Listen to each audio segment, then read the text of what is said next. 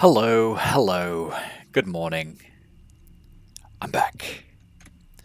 Yesterday we finished the base game. Well done us. Completed it, mate. Today we're doing to Dunny, and I'm pretty sure we're gonna be reading an awful lot. I spent a long time reading yesterday, and I'm pretty sure it's gonna just continue today. So I think this.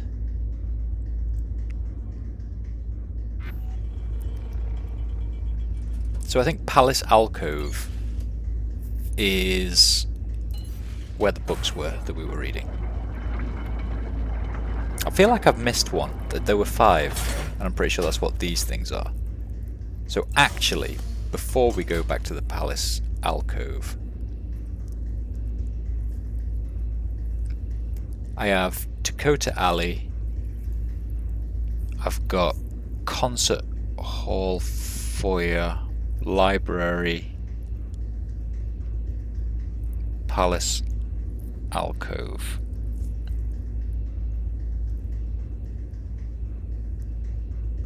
Nah, never mind.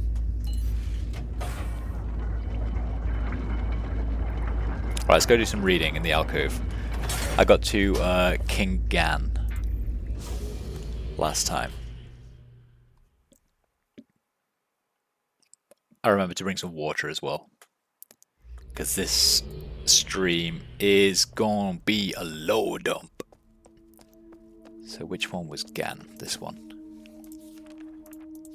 No, I read. Son of a bitch.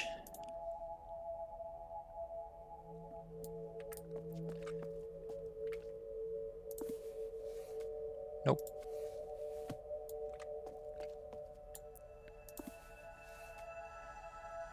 Nope. God. I read quite a few actually. I just think it was him.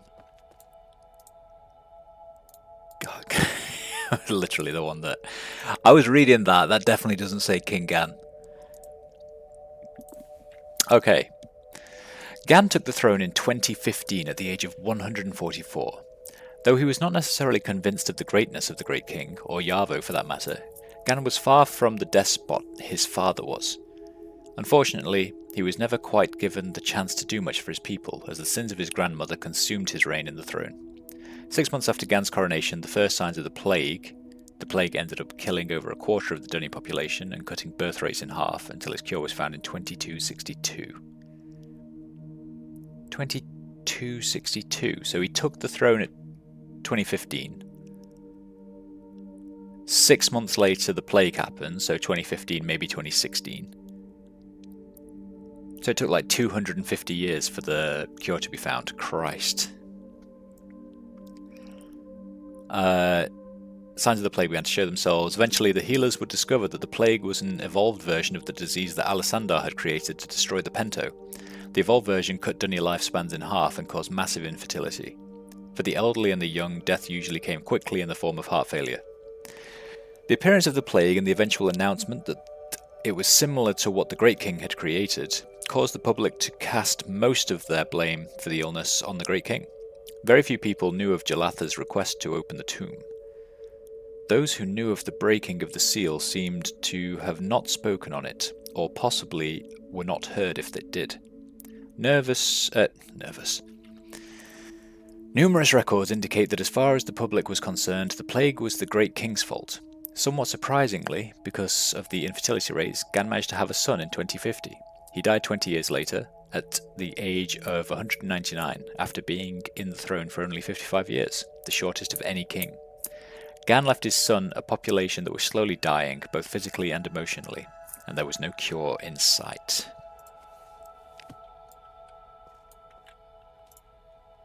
King Banashiran. Banashiran took the throne in 2070 at the age of 20, a record that was never surpassed. He was extremely young to inherit the throne, and his short reign displayed his immaturity. It was said that there was never any control or leadership from the throne while Banashiran was sat on it. As a result, the people were forced to look elsewhere for some kind of trust or hope. Many turned to religion, leading to many more factions and cults. Many claimed healing powers either from nature, special leaders, or Yarvo himself, through a variety of different means. It seems clear that Banashirin wavered in his stance on just about everything, including religion. In some speeches he begged Yarvo for healing, while in others he sought for help from the tree. In the meantime, he was of no help to the healers or chemists, both of which were working hard to find a cure. In fact, some of Banashirin's speeches point to public condemnation of the guilds, accusing them of shallow efforts and failing their own people.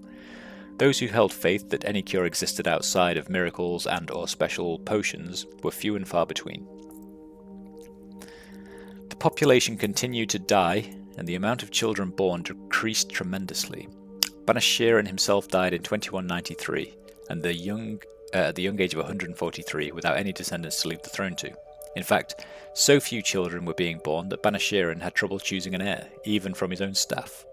It was often customary to choose the child of a staff member if a king did not wish to choose or could not any of his own blood. As a result, he chose his 179-year-old uncle to take the throne after his death. It was later said that some higher power must have been involved in such a choice, as Banashirin was far too ignorant to choose an heir that made so much sense. Taken from the writings of Grandmaster Isham of the Guild of Legislators.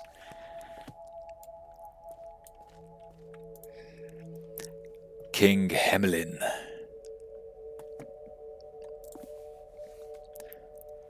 Hemelin took the throne in 2193 at the age of 179.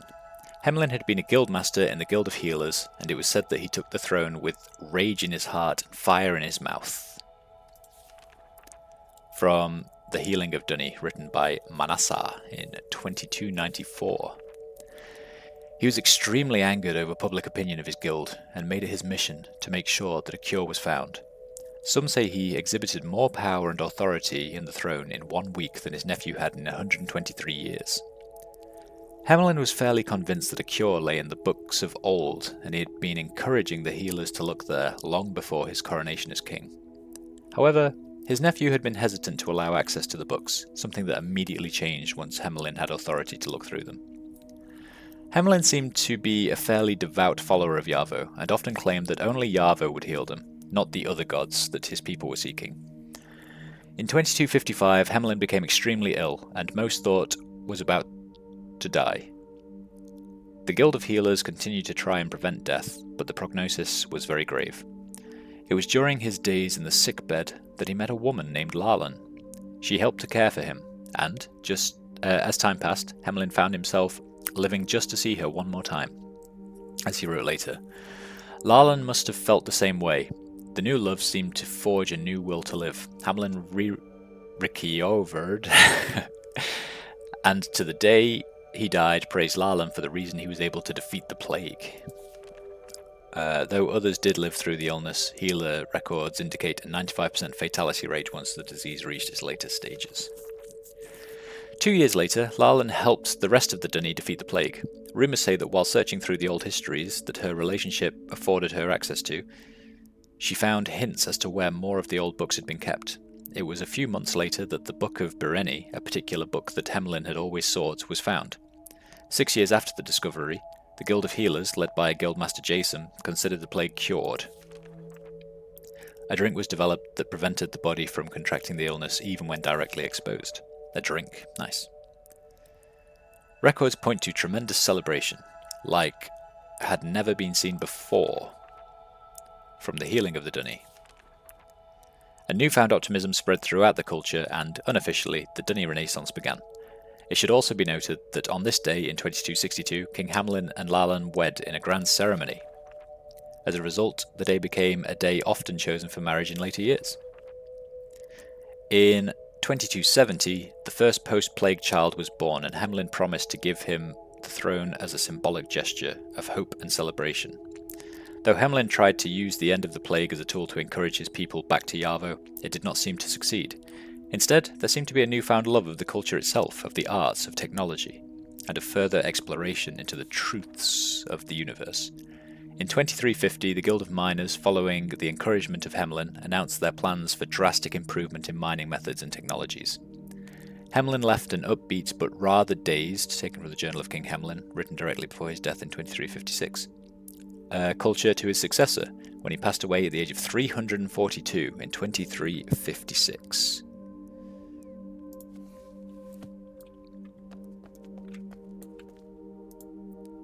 King Hinash. Hinash took the throne in 2533 at the age of 66. Hinash's first major accomplishment was the ordering of the construction of the new Guild of Miners facility. The construction marked the first use of extrusion in construction and work. Begun in 2577 and finished in 2580, marked a much faster and more efficient means of building. Hinash had been a member of the Guild of Stonemasons before his coronation. As such, records point to him being extremely interested in the mining and construction technologies that were being pursued. As well, Hinash was one of the strongest proponents for expansion within the cave system. Though Hinash's push for expansion was not met with much enthusiasm at the time, it set the foundation for great expansion that would occur under the reign of his son Nidra, with the sculptor Lakir leading the charge. Hinash was apparently also very interested in pursuing better relationships with other cultures, often pushing for further interaction and increased trade. He not only opened up the rules on trade — there had been strict regulations up to that point concerning imported goods and travel between ages — but he also pushed the cultural rules concerning relationships with those of non-Dunny blood. Up to that point, no one, most of all a king, dared to marry an outsider. In 2709, 5 years after the death of his first wife, who died giving birth to his fourth son, Hinash married a woman of non-Dunny blood. The fact that the marriage was met with little opposition was a sign in itself of the relaxing attitude of the people towards outsiders.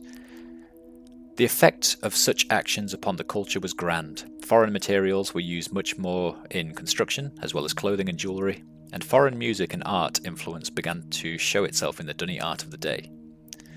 It was apparently with some thankfulness that Hinash's second wife did not bear him a son. Though the culture had relaxed, it is rather clear that the public did not want to even have to deal with the possibility of non-Dunny blood on the throne. In fact, one author went so far as to say, even had they bore a child, it would have made for a very uneasy public to have such a being living with the palace, perhaps taking the public's acceptance too far. From How They Came, a detailed look at what started the Midas War by Jarman. Wait, what year is it now? This was written in 7201. I can't remember what year it's supposed to be currently. Hinash died in 2779 at the age of 312, leaving his fourth son to rule. Next, King Nidra.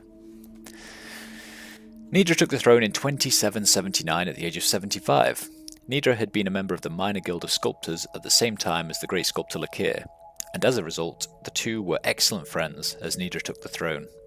Lakir, who was 4 years younger, was starting to be recognised. Those who had seen his work were already claiming him as one of the greatest artists Dunny had ever seen, from The Man from Jatari by Kamal, even though most had never heard his name. Nidra had always been a proud supporter of the cave expansion, and once he gained the throne, made it his mission to make sure that his people felt the same way.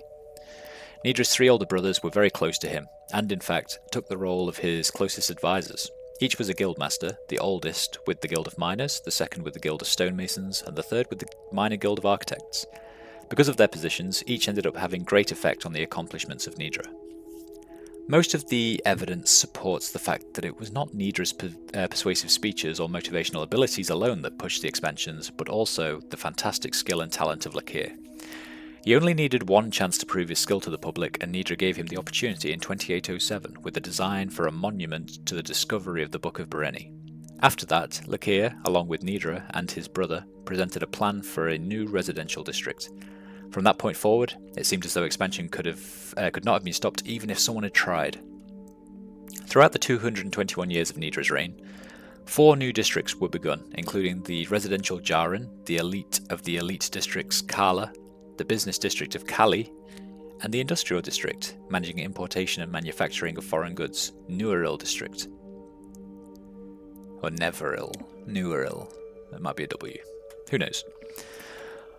In 2916, the Guild of mechanists found industrial extrusion, allowing for further improvements in construction methods, including unistructural buildings. Nidra passed away in the year 3000 at the age of 296. He had 2 daughters, but no sons of his own to give the throne. Instead, he chose the oldest son of his brother to succeed. I've noticed how all of these kings have different names. Like, they never...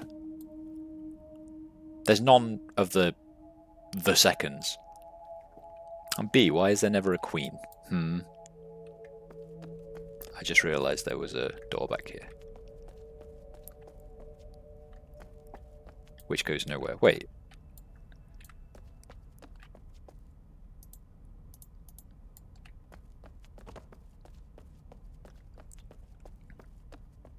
I'm just going to go for a little jog. So I think that means I've got one that of the DMZ, whatever it was called. Okay, back to reading. Mild detour. Who did we just finish? We just finished him. Right. We're about halfway through. This law dump, man. King Rakeri took the throne in 3000 at the age of 81. In the same year of Rakeri's coronation ceremony, a man by the name of Tavar was born. Beginning in 3077, many say he defined Rakeri's reign more than Rakeri himself. From Yavo's Voice, written by Adesh in 3143. Tavar was an ardent follower of the great king and spent his entire growing up studying the king's teachings and words. By the time he was 65, he was apparently appalled at the state of his people, especially pertaining to religious matters. Though he began on a small scale, in a matter of years, Tavar became one of the most influential men in Dani history.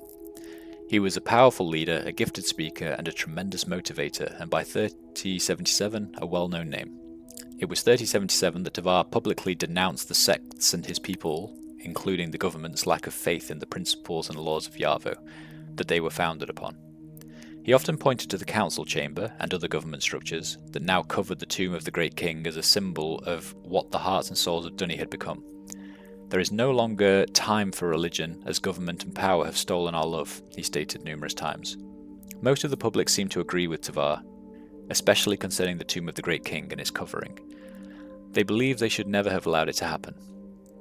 Although not remembered as a great event in itself, most historians agreed that credit should be given to Rakeri's reaction to the teachings of Tavar. Rakeri, at first, was infuriated at Tavar's speeches and his apparent disapproval of the culture. In return, he denounced Tavar and his teachings, and even threatened to have him imprisoned. In 3081, Rakeri supposedly attended one of Tavar's speeches in an effort to ridicule it and give the other side to the public. Instead, he ended up in a public debate with Tavar. According to witnesses, it was a debate that Tavar clearly won. Many witnesses' testimonies of the event are chronicled in the Yavo's Voice. Though Tavar handled the debate with the king as best he could, at times his words were rather harsh, words to which the king had no response and ended up bringing quite a bit of ridicule upon himself instead of Tavar. However, instead of ordering Tavar's death, which he probably could have done, he returned to his palace and thought about what he had heard. According to the prophetess Sharma, Rakeri was greatly affected by the words. He refused to speak to anyone for 2 days following the debate. 5 days later, Rakeri personally invited Tavar to the palace, and later that same day announced that he had chosen Tavar as his main prophet. Though women usually took the role of prophets, the choice of Tavar was one that no one argued. Sharma herself was said to be thrilled that Tavar's wisdom was being sought, and asked forgiveness from his people for the wrongs not only of himself but of the kings before him. Those who personally witnessed the speech of King Rakeri left the event transformed from Yavo's Voice. It was not long until their personal transformations began to change the entire culture. By 3100, 600 years after the government records showed 2,500 registered sects, there were 47 sects in existence. Only 10 of those sects' membership was greater than 500. The public seemed to return again to the beliefs their cultures had been founded upon, those that Rinaref had taught and the Great King had expanded on. The people were again unified, and much work was done to join the classes of rich and poor that, by that time, had already begun to separate. There was major renovation of deteriorating districts, mostly poor, and construction of a new theatre company and concert hall in the Bellari district, what had been one of the poorer districts in the entire city. In 3112, Rakeri announced, with Tavar by his side, plans for grand renovations, an almost complete reconstruction of the Great Temple. Rakeri also announced that the old line of the Great Zero was accurate and should be honoured again. The temple itself was to take advantage of handheld extruder technology that had been developed in 3092. As well, the great artist Farley, considered by most to be the greatest artist of the Dunny Renaissance, was to paint the inside of the temple. As it turned out, it was Farley's final masterpiece as he passed away in 3123, 6 months after the completion of the temple. For the remaining years of Rakeri's reign, expansion continued both outside and inside the cavern. New mining technology was seemingly announced annually, bringing with it great prestige to the relatively newly formed Major Guild of Miners. Tavar passed away at the young age of 218 in 3218. Rakeri was so greatly disturbed at his passing that he ordered 5 days of national sadness. I order sadness! There were minor protests from a few of the still remaining sects who obviously did not follow the order, but for the most part, Dunny mourned with Rakeri over the loss of the prophet. Rakeri died a year after Tavar at the age of 300, leaving the throne to his firstborn son Tajara. King Tajara took the throne in 3219 at the age of 114. Though his father was considered to be an extremely decent and honourable man, especially in his later years, Tajara did not follow in those footsteps. It's said that he was an intelligent man, but that he used that intelligence and cleverness for his own personal gain throughout his life. Excerpted from Grandmaster Jaren's of the Guild of Writers private journal. In fact, rumours say that Tajara succeeded rather well at convincing his own father that he was the perfect choice for the throne, when most believed that one of his two younger brothers would have done much more for his people than he ever did. If there was one thing that seemed to direct Tajara's reign, it was personal gain. He was known as a masterful pretender, long after his death, while those who saw through his lies during his reign were few and far between. From The Lost Son, written by the prophetess Halesi. Due to Tajara's nature, there is not much good that can be said about his time on the throne. The palace underwent a major renovation in 3271, and in 3279 the Writers' Guild presented Tajara with the King's Age, one of the most beautiful and amazing ages that had been written up to that point. From The Lasting Impact. It was later discovered that Tajara had ordered the age written by two writers who eventually died of mysterious illnesses after their work was done. Tajara was married officially to one woman, although there were many rumours of multiple other companions. As it turns out, Tajara was also known within his inner circle to be an extremely jealous man, especially of his wife and the other women in his life. In 3285, Tajara's oldest brother was imprisoned for the creation of illicit ages, a crime he vehemently denied to the time of his imprisonment. Tajara expressed great sorrow at the sentencing, although it was later learned, well after Tajara's death, that the crime had been set up as punishment for what Tajara had perceived as lustful looks from his brother. In 3298, a guildmaster of the Guild of Miners was killed in a freak accident whilst inspecting the progress on new tunnels. Again, it was later learned that Tajara had ordered the man killed due to a relationship he had had many years earlier with one of Tajara's lovers, long before Tajara had met her. Though Tajara's reign was viewed as fairly repulsive by most, it is important to note that for the first time in their history, the people of Dunny remained strong and focused, even under the leadership of a poor king. The words and teachings of Tavar stayed in their hearts, and they focused on their personal lives, and they were pleasing to Yavo, more than their king. It should be noted that most of these facts were not public information until long after Tajara's death. For the most part, the Dunny honestly believed that Tajara had been a decent king. Though some began to judge the reign of Tajara by his son, it was not until much later, when truths were revealed, that the public's opinion of Tajara truly changed. If there is anything good to be said of Tajara, it is that he did not destroy the fragile condition of his people. Religion was not important to him, and thus, though he never did anything to encourage his people one way or the other, he did nothing to prevent those who wished to believe a certain way from doing so. Tajara died in 3422 at the age of 317 and left the throne to his third son. Though Tajara claimed that the boy was born of his wife, there were quite a few rumours that the boy was actually the first son of one of Tajara's younger maidens. The rumour was never proved either way, as both his wife and the maiden passed away 2 years after the boy was born. Though officially Tajara had 3 sons, it's possible that he actually fathered 12 sons and 7 daughters, an exorbitant number for the Dunni.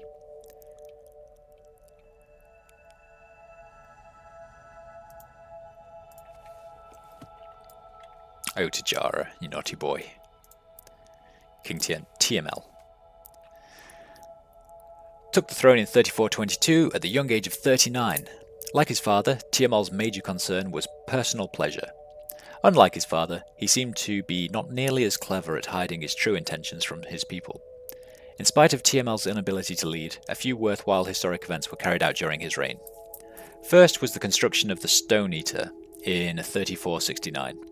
Though TML really had nothing to do with the Guild of Miners' first colossal tunnelling machine, he claimed quite a bit of the credit at its christening. Grandmaster Naaman of the Guild of Miners, who did spearhead the effort, was irate at the lack of mention of his own name during the speech, and made his thoughts public in the days that followed. Like his father, TML carried out relations with quite a few different women, besides his wife Sharma, who he married in 3477. Unlike his father, it was said of TML that these women, including his wife, much more easily persuaded him.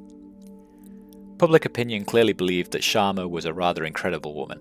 Why she stayed with him through his entire life, even through his well-publicised affairs, was not as clear. Some said she used TML and the marriage for her benefit, as she definitely had his ear. Written by the prophetess Athsheba in private journals. Others said it was because she was a faithful follower of Yavo and believed that the promise she had made to him was not meant to be broken. From Sharma, written by Lalan. Regardless, it seems clear that Sharma was an intelligent woman who, though it was never stated publicly, for all practical purposes held the throne from 3477 on. In 3500, women became eligible for minor guild education. Though there had been women participation in the minor guilds before that point, they had never been officially recognised as members of those guilds. Though there was a push to allow women to join the major guilds as well as the minor, Sharma herself gave a strong case not to allow such an event to happen in 3523. Sharma's words were spoken to the council as they debated whether or not to allow women into the major guilds. She strongly disagreed with women being in governmental positions, a seemingly ironic view as she was basically King of Dunni at the time of her speech. Regardless, she argued that women had much more important duties, including the guiding of children. The push for such allowances seemed to fade away in the years following her speech. In 3574, Sharma gave birth to TML's first son, at least that the public knew of. For the remaining years of TML's reign, Sharma focused on the raising of her son, whom she vowed would not be the same kind of man as his father. A daughter was born 30 years later, and Sharma raised her with equal resolve. Again, though the people were not led well, they remained strong in their beliefs and purposes, somewhat ignoring the bad leadership of TML and instead focusing on the high example of his wife. TML passed away from an unknown disease in 3654 at the age of 271, giving the throne to his firstborn son. King Kedri took the throne in 3654 at the age of 80. Kedri himself was seen by many as a testament to the type of woman his mother had been. The day of Kedri's coronation was the proudest moment of Sharma's life, she often said, up until the day she passed away in 3689. Whether or not they agreed with Kedri's decision, it seems most did. There were seemingly hardly a single Dunni who did not greatly respect and care for Kedri. He was a king for the people, and most historians agree, was the most popular king of Dunni history, besides the Great King. Kedri led a number of small proposals that often benefited the lower classes. At the same time, it seems, he assured the higher classes that the proposals were the right thing to do. Up to that point, the island had basically been set aside for the elite. It was Kedri who established the district of Shamathan, later changed to Karathan. as a much more affordable residential district. Kedri also donated his own Age of the Kings, written during the reign of his grandfather, to the Common Library. He directed money to massive renovation projects throughout Dunny, including further additions to the Great Temple, the Opera House, and further renovations to Bellary, the deteriorating district that Rakiri had started years earlier. In the numerous books and journals written about Kedri, it's said that he often walked the streets of Dunny and attended events with the rest of his people, as though he were one of them. He was married in 3686 at a public ceremony that was open to all who wished to attend. As one writer said at the event, "If you did not want to be there, you did not want to be Dunny." Kedri eventually passed away in 3903 at the age of 329, leaving the throne to his firstborn son. Okay, good guy Kedri. Good guy Kedri. King Lemashal took the throne in 3903 at the age of 100. Lemashal had been fairly involved in the Minor Guild of Actors, although it was said that he was especially interested... No, let's try again. What especially interested Lemashal was illusion. Up to that point there had been a few different magic clubs, although nothing official. So, in 3961, Lemashal, with quite a bit of trouble, forced the establishment of the Minor Guild of Illusionists. It was not a guild that most found necessary, but Lemashal argued that neither was the Guild of Actors, Painters or Musicians. It was entertainment, of which illusion was a valid form. Taken from a speech to the council arguing for the establishment of the guild. Ironically, it was later discovered that the establishment of the guild was an illusion itself. While the guild was debated, Lemashal did not need council approval to establish the guild, though many kings preferred council approval. It was said later that Lemashal purposefully wanted the debates to take place as a distraction. Lemashal established an undercover intelligence force to keep track of the more dangerous factions and subgroups of Dunny. They were a highly secretive group, of which the public had little or no knowledge until years later. And so, with the confirmation of the Guild of Illusions, the Reljima, literally translated as the Unseen, were also established. Though the previous few kings had been fairly focused on Dunny and expanding their own culture and territory, Lemashal again looked towards the outside cultures in a manner that had not been seen since Hinash. In 3975 he remarried, as his first wife had passed away at a young age to an outsider. Unlike Hinash, who had also married an outsider, Lemashal and his new wife bore a son, his first, 20 years later, in 3995, and another son in 4014. For the first time, the Dunny were truly confronted with their views on outside cultures, and the arguments were said to have started as soon as Lemashal's son was born, as to whether or not he would be allowed to someday rule as king. Unfortunately, though Lemashal led quite a few efforts to supply better lives for other cultures, along with freer trade and sharing of resources with other ages, the remaining years of his reign were dominated by whether or not his son would be allowed to reign. To Lemashal's credit, though he could have forced his will concerning his son upon his people, he never did. If his son were to eventually reign, he said, it will only be over a people who want him to. In 4030, the council decided that a king had to be of pure Dunny blood. Lemashal signed the decision into law the following year. When he died in 4083, he left the throne to the youngest child of his cousin, whose mother had been the younger sister of his father Kedri. Aha. Okay, we're getting there. We are well over halfway. King Ishek. Ishek took the throne in 4083 at the age of 85. His grandmother had been Sharma, and of Ishek it was often said that he ran his throne almost exactly like his uncle Kedri had. He was another of the people's kings, and refused to separate himself from his people or view himself at a higher level than those he served. It seemed a king with this attitude was hard to not like, and his popularity was close to that of Kedri's. Like Lemashal, he focused on the involvement of non-Dunny and their importance to the Dunny culture and expansion.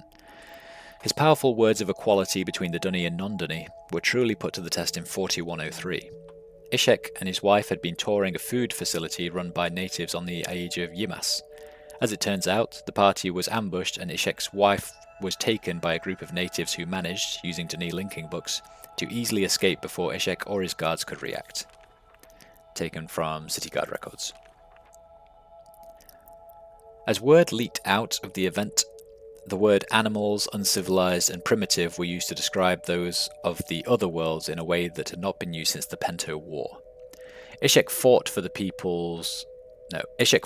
people's new perception and argued not all outside cultures should be judged on a few radicals. His words, however, were seen as empty by much of the public as he waited for word of his wife. Word finally came. The Ymas wanted their own worlds to rule, as they felt the Dunni ruled them. They had specific demands for the kind of worlds, many of which were impossible as they had no concept of the art of writing. Taken from the transcripts of Grandmaster Jakins of the Guild of Writers' speech to Ishek. Unless they were given the 3 worlds they demanded, Ishek's wife was to be executed. Many viewed Ishek as a faithful study of history, and in particular the Pento War.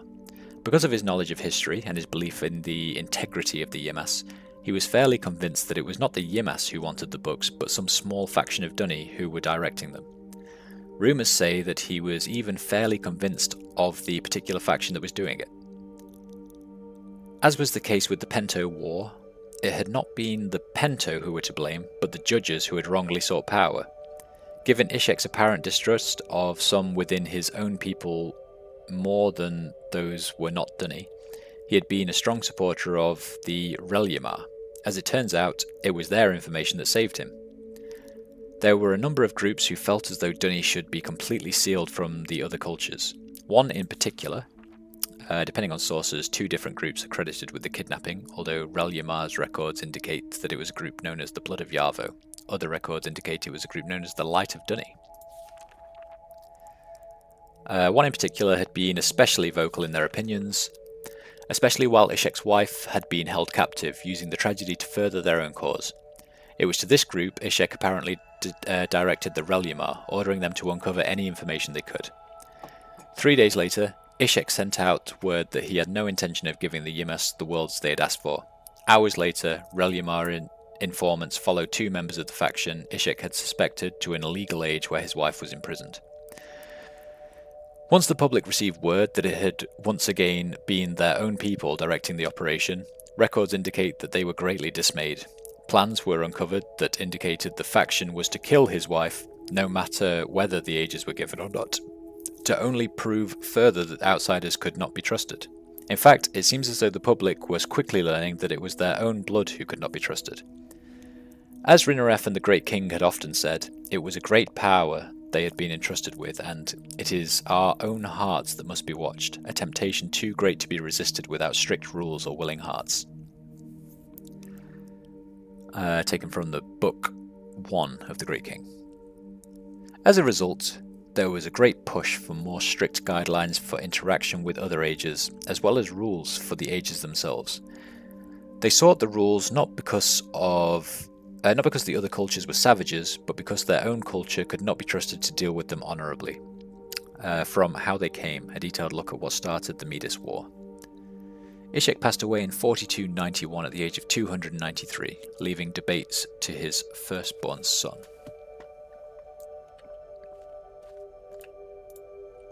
King Loshamanesh.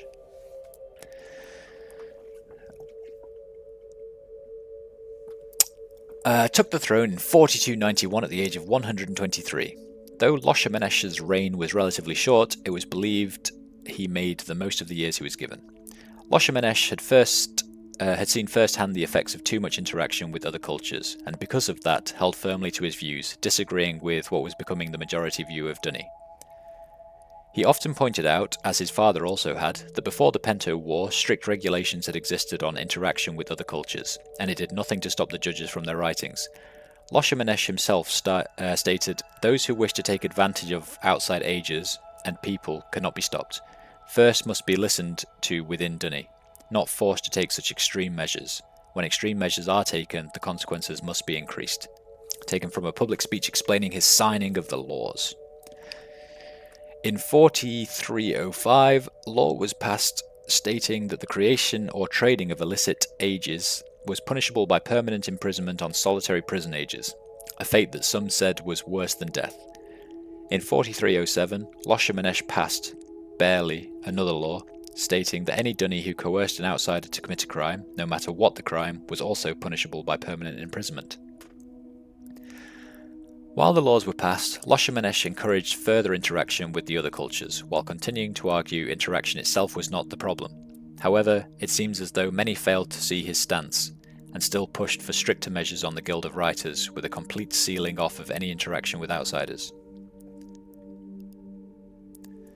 In 4334, the Age of Traces, a major mining age, was halfway destroyed because of the mistake of a native running Dunny machines that had been established there. Families were forced to evacuate, and in one particularly odd case, supposedly a child was born while the mother had been linking from Traces back to Dunny. Regardless, the destruction of the age was another cause of argument for those who wished to seal themselves off, and a case that Loshamanesh argued could have happened regardless of who was running the machine.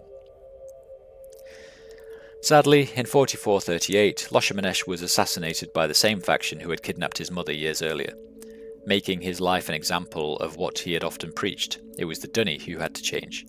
If they did not, he had argued, problems would always exist, whether or not outsiders were involved.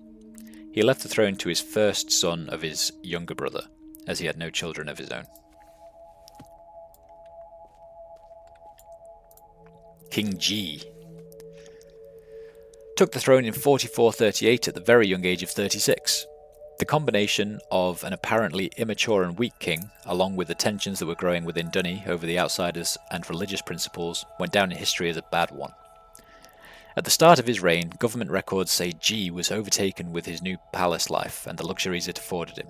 He seemed much more concerned with what kind of food he would be served for breakfast than whether or not Dunny should pull back all of its people who were living in outside ages, as some were suggesting, wrote one anonymous author. Because of his apparent lack of concern over the real issues, it was the Grand Masters who quickly became the most frustrated with G. It was said by a few Grand Masters in private journals that G would wholeheartedly agree with them while they presented their strategies and plans, and then agree with their challenges an hour later. The indecision by G made for little evidence of progress and complete frustration for most of Dunny. For the first time in many years, the signs of division began to appear, as they had during the 2500s. The once unified religious beliefs showed signs of splitting, and once unified classes began to separate into rich and poor, and the once confident rulers of worlds began to wonder whether they could rule even themselves. Adding to the confusion were the words of the Watcher. The Watcher, as he had come to be called, was the child who had been born between ages and now, rumours said, had the ability to see beyond time, past, present and future. In 4500 he wrote Words, a 265-line volume describing his visions of Dunny. That's a book that we have in our homeworld that I can't remember the name of, Ralto. Much of the book dealt with a great destruction of Dunny that would one day occur, and the signs that would come with that destruction. Many claimed that the book was seizing upon the chaos of the day and dismissed it as rubbish, while others seemed to be rather intrigued. Also in 4500, Guildmaster Kinef of the Guild of Legislators brought forth a proposal that would allow the use of private education separate from the guilds. Although many seemed frightened of the idea, as education and the guilds had always been thought of as inseparable, as spoken by Kinef during the debates, it seemed private education never really received near the admiration and respect from the public, and thus never truly succeeded. The proposal eventually passed by a slim margin, common among those still wanting more strict guidelines pertaining to involvement.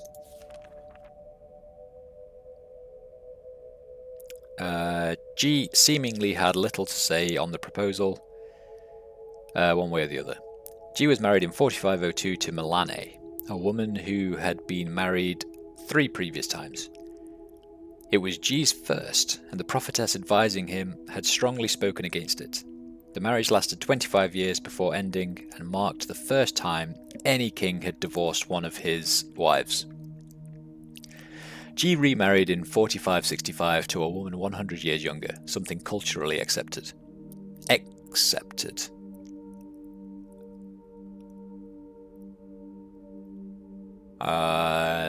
I presume they mean accepted.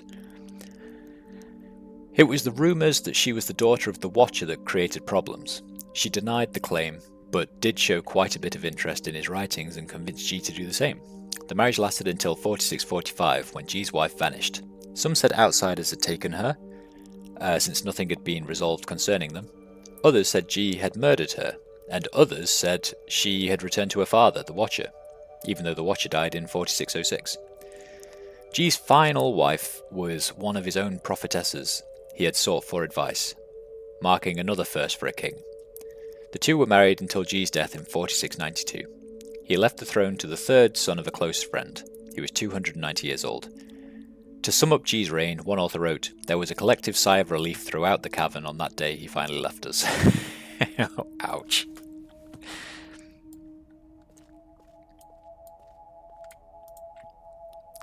King Yablashan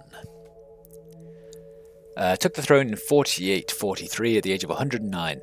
Though most commentaries say that he held to the same beliefs as his father, it seems he was not nearly as strong, and thus did not carry the level of respect that his father had, a character trait that some of the more violent factions preyed upon. Damath had managed to refocus the Dunni to a large part. However, the few factions who still desired to make their case were able to make Yablashan's reign an unpleasant one. In 4865, the Blood of Yarvo kidnapped Yablashan's first son from the Guild of Chemists. In a letter, the faction stated they would kill the king's son if one of their own leaders was not released. Yablashan ordered the Ralyimar to find his son, but they were apparently unable to do so. Later, it was discovered that a key member of the Ralyimar had joined the Blood of Yarvo and was aiding them. Feeling forced, Yablashan gave in to the demands and released the prisoner they had asked for. The body of his son appeared on the steps of the palace a few days later. The death of Yablashan's son, along with newfound evidences of a mole within Ralyimar, further separated Dunni into two sides: those who wished to end outsider intervention and were becoming stronger, publicly raising their cause almost daily. Those who followed the majority were growing angrier and less tolerable of those who did not.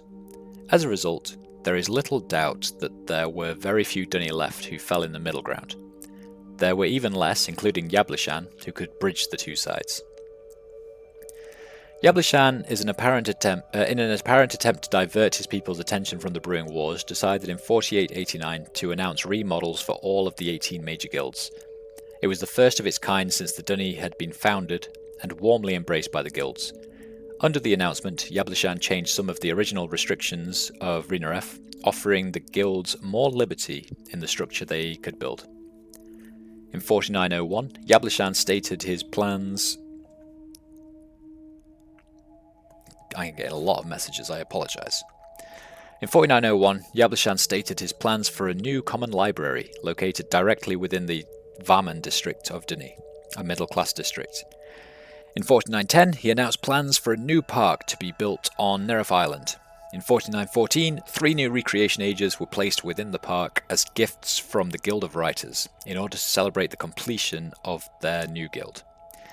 The diversion seemed to do their job until 4954, when an explosion occurred in the age of Minas, killing 400 outsiders and 78 Dunni. It was apparently the result of a bad combination of gases. One, the Dunni had brought with them, and the other, already in existence on Minas. Another push was begun to seal themselves from outside influence. The Ralyimar, who were usually counted on in these situations, apparently had no information as to the facts of the explosion. They were still apparently in the midst of their own chaos, trying to discover the mole. There were some who thought the explosion had been a setup, but it could not be proven. In 5043, Yablashan placed a man by the name of Faresh in charge of the Guild of Illusionists. His first mission, as ordered by Yablashan himself, was to find whoever was destroying the Ralyimar's ability to gain knowledge. Though most believed that Faresh had been more interested in actual illusions than the unseen, he was also known as an extremely intelligent man and immediately put into action a plan to clean up the Ralyimar. He also began construction of a house on one of the private islands of the cavern that blatantly demonstrated his love for illusions. Yablashan died in 5081 at the age of 347. He never had any other children after his son was killed, and left the throne to his youngest brother-in-law, his youngest sister's husband.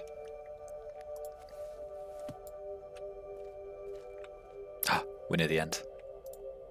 King Emin took the throne in 5081 at the age of 150. 2 years after his coronation, 2 members of the Relumar mysteriously disappeared and were never seen of again. Faresh became a silent hero in the key members of the government, and the factions were again quieted, knowing they were being watched. Key members of the government were often seen at parties taking place in Faresh's mansion, and rumours of puzzle rooms and secret halls grew throughout the city. The house itself, located on Catha Island, was becoming one of the more talked about buildings in the entire cavern. In 5093, 2 members of a cult known as Wandunny were proven guilty of the explosion that had occurred years earlier on Maenas. Both were permanently imprisoned. At the same time, Emin announced the completion of 2 new food ages, one of which was run solely by outsiders and produced new food sources that had never been tasted in Dunny before. The popularity of Faresh's mansion caused others, mainly elite, to request permission to build on the many islands that surrounded the city proper. In 5095, Emin decided to sell many of the islands that, up to that point, had been government property. Records indicate the sale of over 23 of the islands in 1 year to private citizens who could afford their heavy price tag. In 5102, disaster hit the family of Faresh in the mysterious death of his daughter. Official city guard records said she awoke in the middle of the night claiming to see spirits and jumped from her bedroom window to her death. Rumours abounded as to the true cause. Some thought the house was haunted, whilst others, mainly government, thought she might have been a target of factions. Perhaps the most damaging rumour dealt with the Watcher. In words, he had described a similar event taking place, and such a public event caused many to begin to study his words again. It was the beginning of philosophical chaos yet again. Faresh left the house a year after the death of his daughter, claiming to be unable to live with the memories of his daughter. The house was given completely, although no one knew it at the time, to the Relumar. Rumours of dark shadows in windows and boats silently rowing towards the island fueled the idea that the house was haunted. It appears that after the Relumar controlled the house, Emin himself often made visits, recommending a number of renovations, tunnels, etc., that he thought would aid them in their cause. I think quite interesting is, what year are we on now? Like 5,100, 5,200? And I think it's the first time we've heard mention of like hauntings and ghosts. Like the spiritual aspect has always been the more religious spiritualism, rather than like haunting spiritualism. Interesting. In 5202, a public ferry system was approved by Emin, offering much more frequent access between the island, the city proper, and the surrounding smaller islands. One of those islands, Emin gave to the minor guild of artists, musicians, and actors, who turned it into a cultural centre. In later years, the centre often hosted outside concerts, plays, etc. on the water.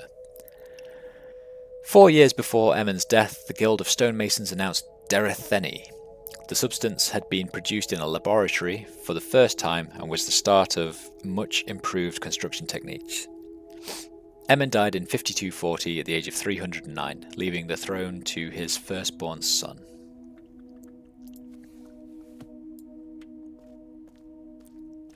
I think there's only 4 more. Yes. King Adesh. Adesh took the throne in 5549 at the age of 49. Though Adesh was young, it was also said he was mature for his age, and took quite a bit of advice from the prophetess Trisari, who had also served his uncle. Adesh was apparently a religious man, but not an especially accepting man. The prophet Gish arrived on the scene in 5574 and began preaching, similar to what Tavar had done years earlier. Unlike Tavar, Gish praised the words of Yavo, but nothing else. The great king, he said, was a farce, as was Tavar. He denounced his people for claiming that Tegan was more important than following Yavo's commands. He declared that Tavar and the great king had used Tegan as an excuse to do what they wanted, and it was time to focus on Yavo's commands again. One of these, he added, was no interaction with the outsiders. This is a very back and forward debate, isn't it? Though Gish was not the first to say such things, for some reason the public came in droves to listen to him, making him an extremely popular figure. Adesh denounced Gish's words at every level, and arrested him numerous times, and, by such actions, only encouraged Gish, arguably making his impact upon the society even larger than what it otherwise would have been. Gish continued his preaching until, in an apparent fit of rage, Adesh ordered the Relumar to kill him. It was said later the decision was most likely the worst of his reign. The Relumar succeeded in their mission in 5675. There was extreme outrage at the king as well as the official church. Exactly as Gish had taught, Adesh had justified killing a man strictly against the laws of Yarvo because he felt there was something more important that was justified because of Tegan. Gish became a martyr, and those who followed him increased. Adesh made attempts to draw his people back, but it was too late. There were apparently very few people, even ardent followers of the Great King, who could agree with his decision. In fact, it was rumoured that it was one of Adesh's close advisors who killed him in 5701. At the young age of 201, the throne was left to his firstborn son, Lanaren.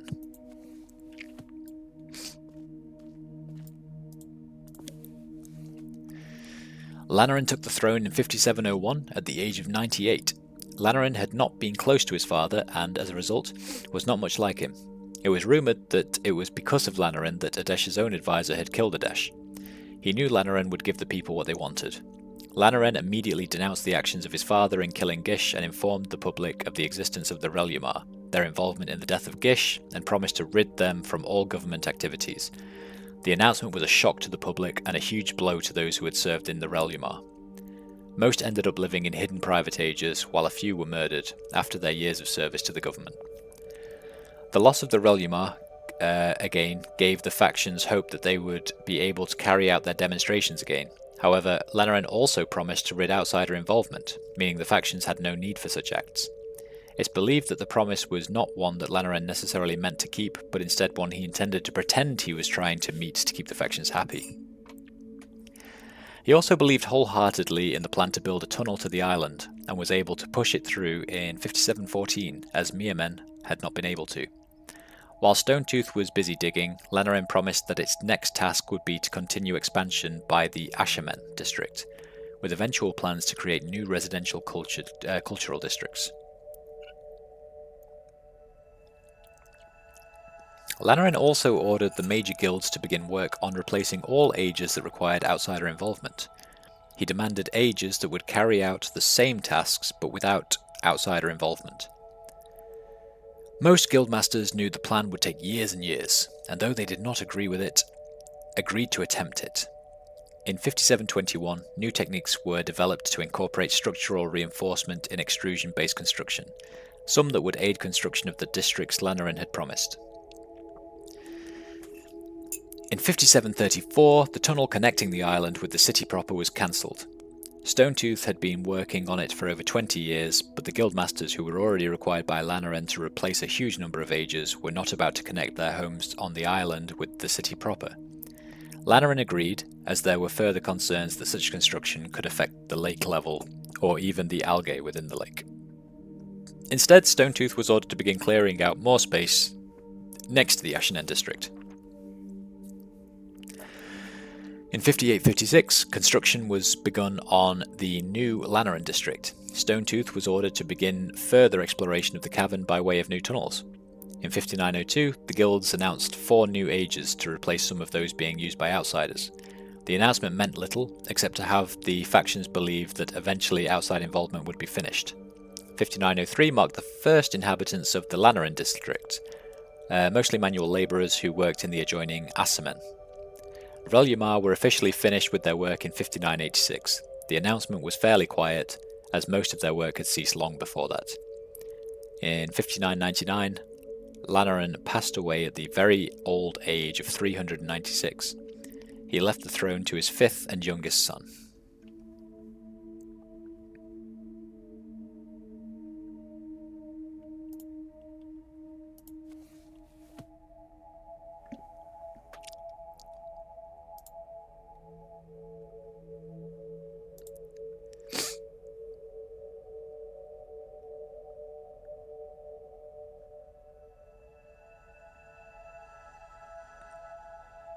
Has my game crashed?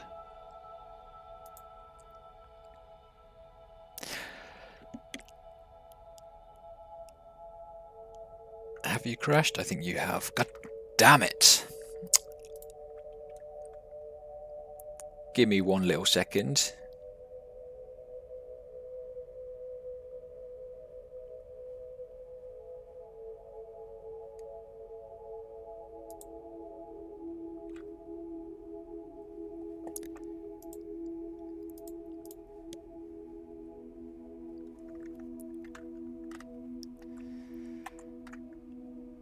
It's trying to do something. It is trying to do something.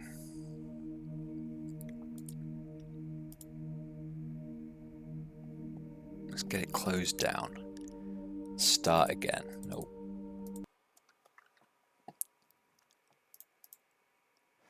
My apologies. I will be just one moment.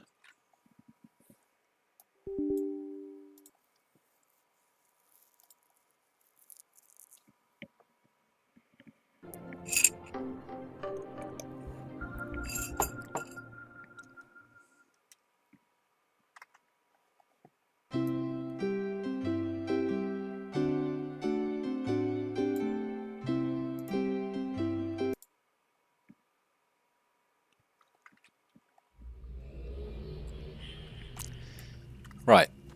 Oh, we were so close to finishing as well. Come on. This book.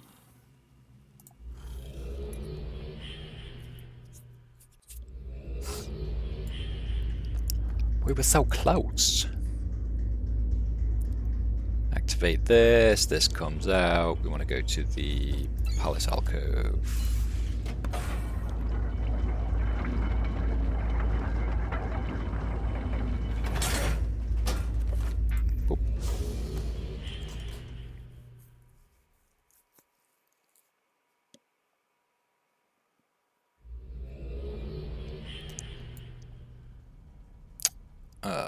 Here we are.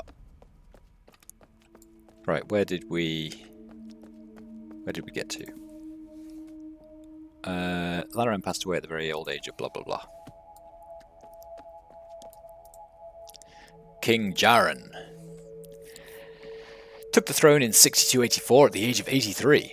He was apparently much like his father, more interested in keeping everyone happy than declaring one side of the debates concerning philosophy, advancement, or outside involvement right or wrong.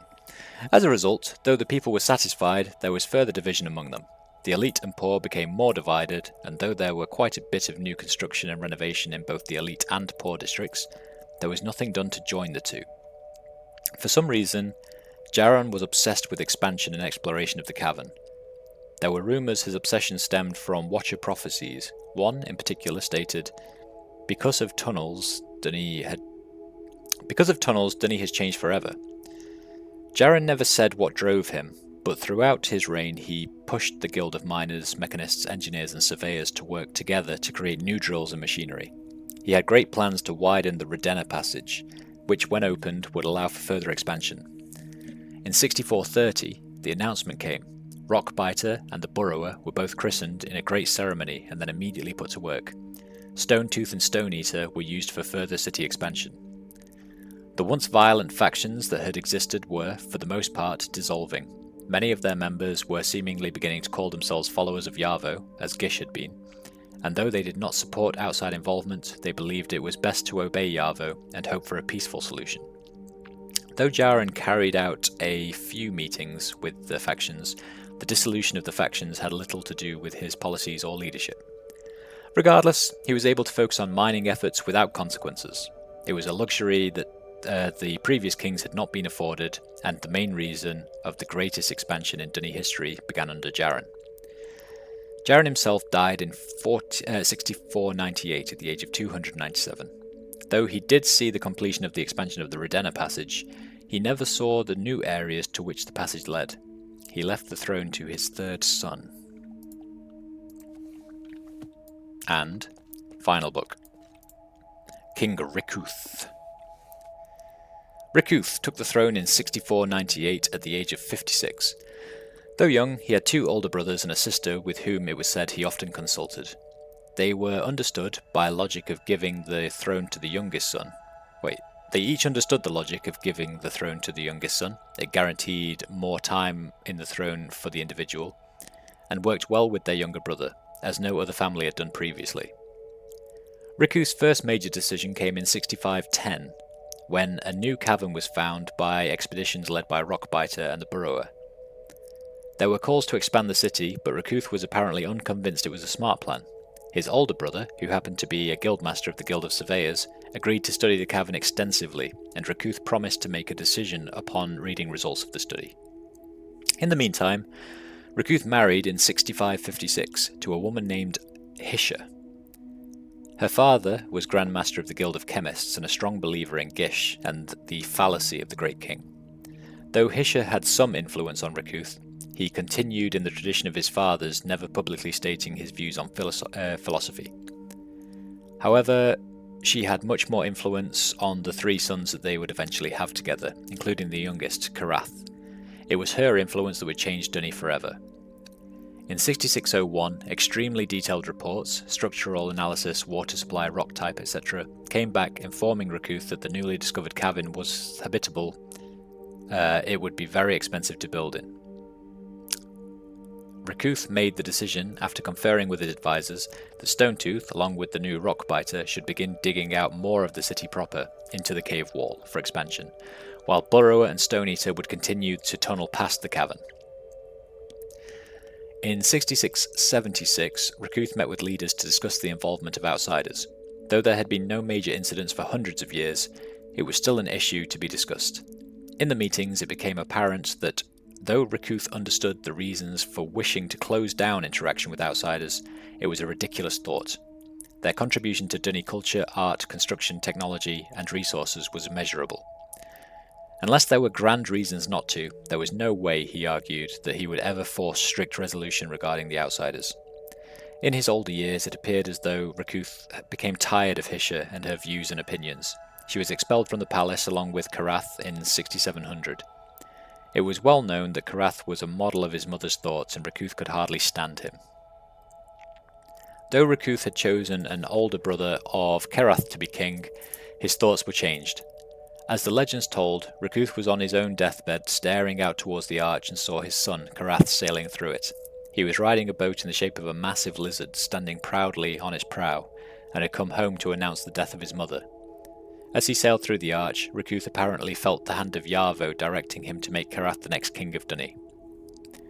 By the end of Rikuth's reign, the city was larger than ever, the classes were more divided than ever, and the religious beliefs were as divided as ever. Though there were not a large variety of beliefs, there were no clear majority of people who believed any one thing. Rikuth passed away in 6731 at the age of 289, leaving the throne to his third son, Karath. He left him a city that was larger than it had ever been, and fairly evenly divided in its views of the future.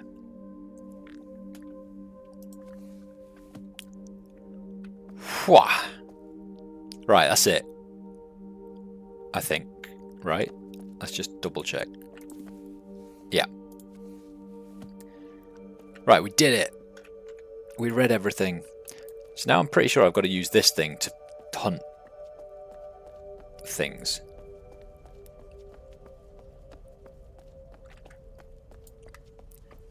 Actually, so what we do know is that the balconies that we've been linking to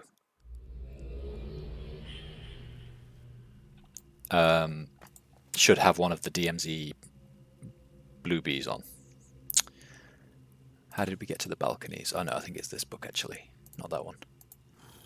This one.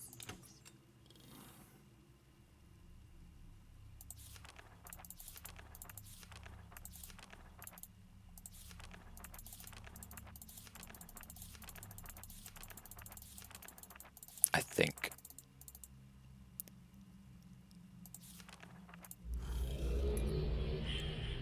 Let's test the theory anyway.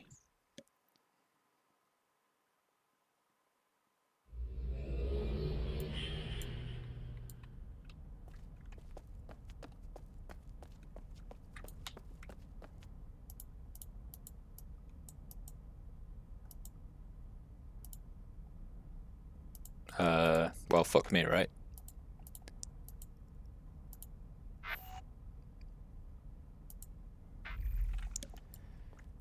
Maybe not. Unless there's something I'm doing wrong.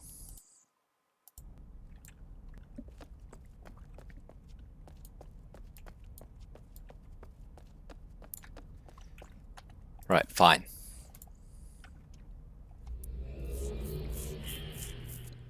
Let's just run around the city for a little bit then.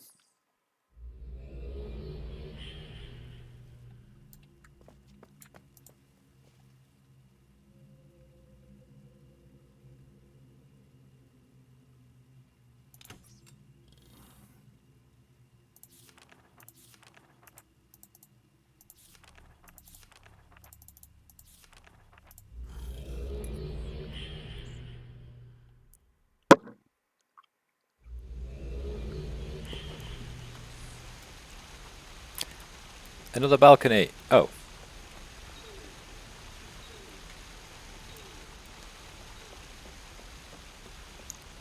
Okay, yeah.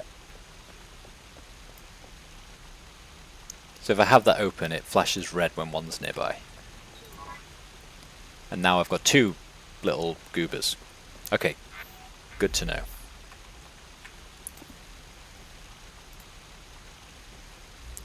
So from what I remember, I need 5, from what that instruction manual said.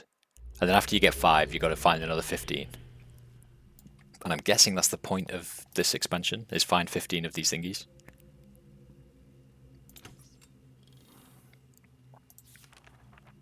So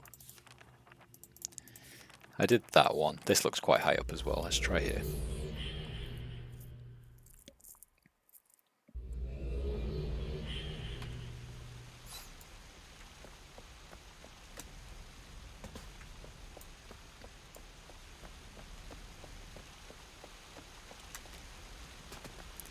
So you'd think there'd be one here, right? Otherwise, what's the point?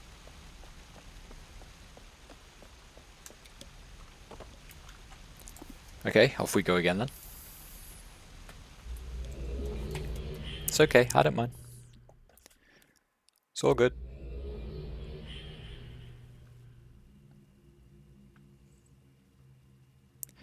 It's all good. My apologies. Text messages. You know how it is.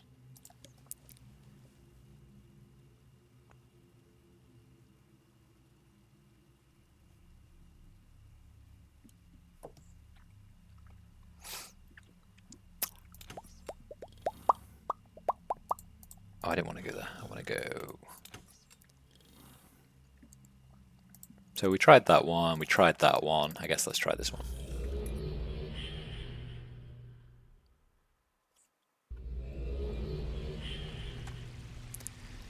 Into beach ball mode. Let's have a jolly old wander around here. Who was the last visitor? I've visited a lot. It was me. It was me.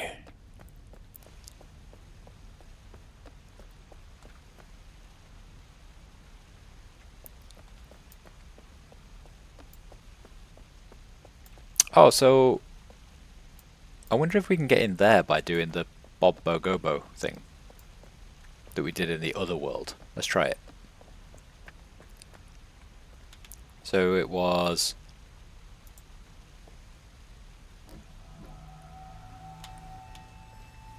Bob...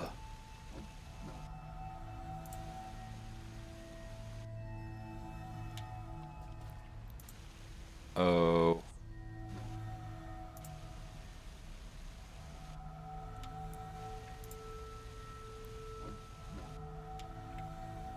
Is it Goobo? Bobo Goobo.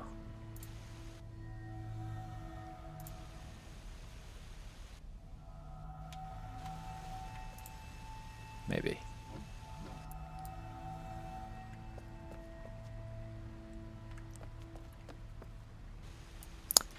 I'm going to very quickly check because I already know, right? So I'm just saving myself some time by running back to the stupid room to find out. What should we say? URU, Bob, O, Goobo. Yeah, it is Bob O Goobo. So if that didn't work, since we're in the mirror image, definitely didn't work, did it? No. Maybe try it backwards, which would be O.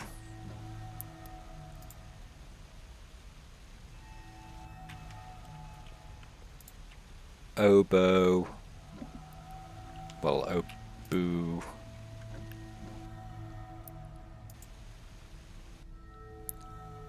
Obugo.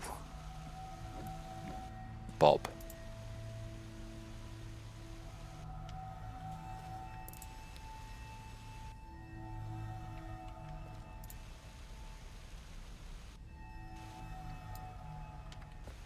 That still didn't work. Well, never mind. It was a good plan, right? You must be able to get in there somehow. And I feel like that should be it. But whatever. Whatever. See if I care. Right. Any DMZ, DZM, DZD, KFTs in here? Nope.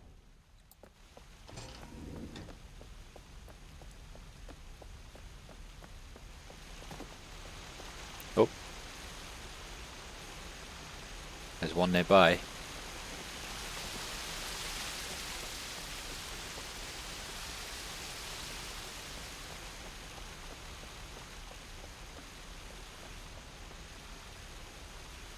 Now there isn't one nearby.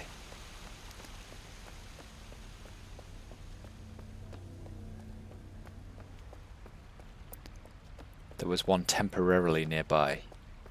We'll go and find it in a sec. I just wanted to explore around here.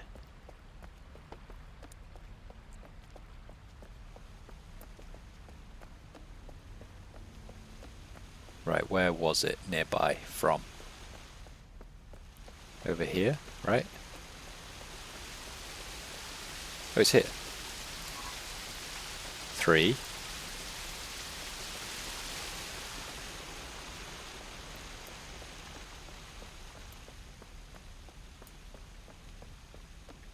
So I went in there.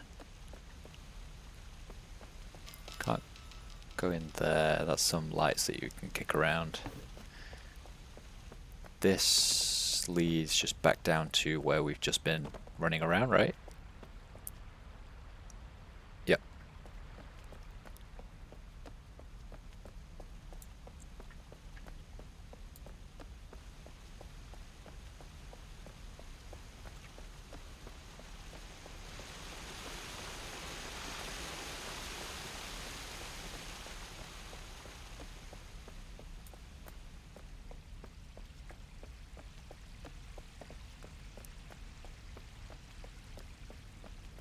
That leads to the other side of this bridge, which there definitely wasn't one on.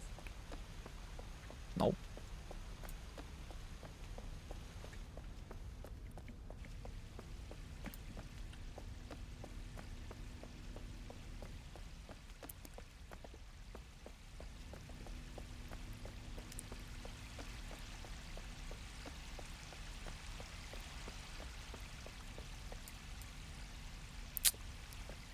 Okay, 2 sets of stairs.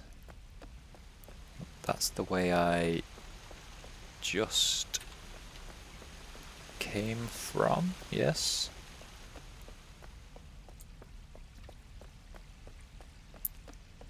Both sets of stairs lead up onto this balcony.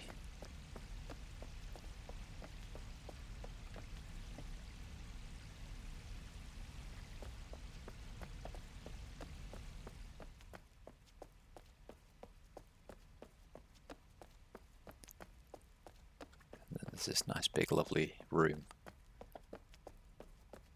that again you'd think would have one in, but no. What does this thing do? I forgot.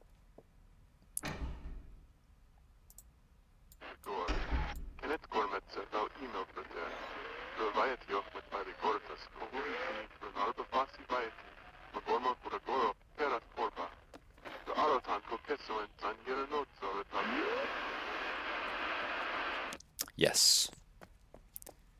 I am in agreement.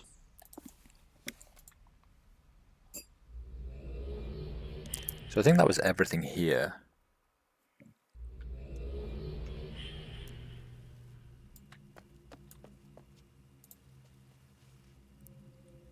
Which was...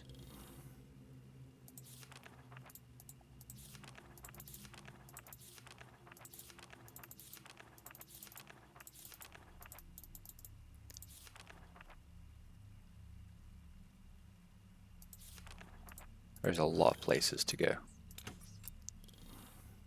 Let's start running around the main city, I guess. The... like... Calvin, whatever it is called.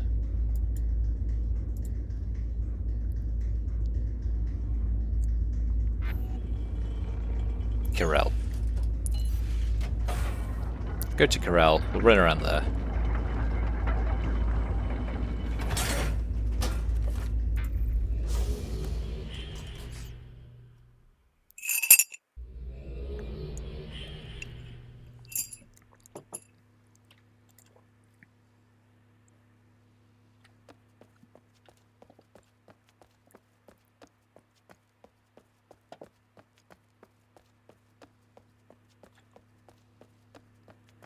Start with the telescope.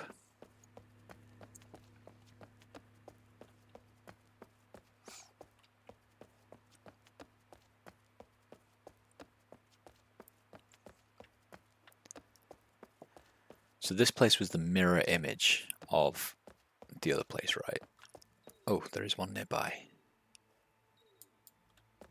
Here it is. Nice. So one more to go.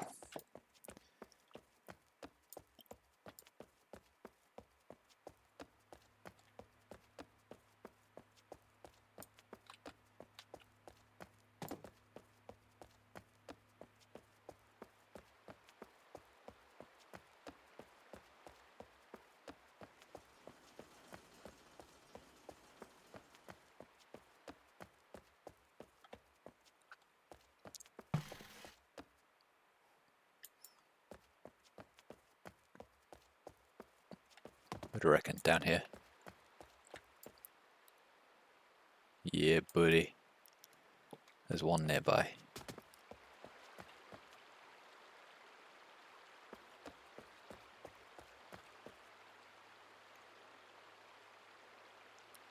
Can we see it though? There it is.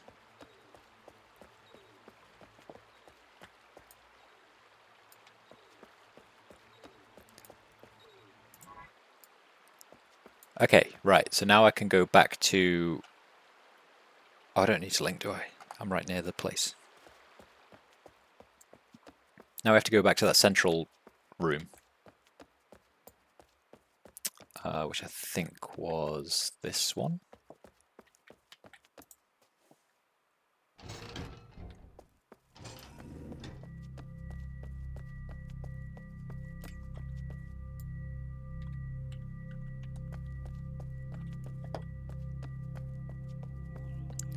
I'm gonna have to count because I think it was the third one around.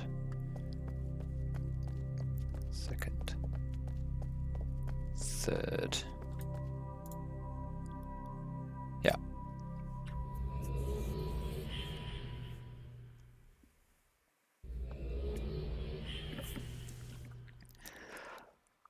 Righto. Right, stick my hand in this machine again.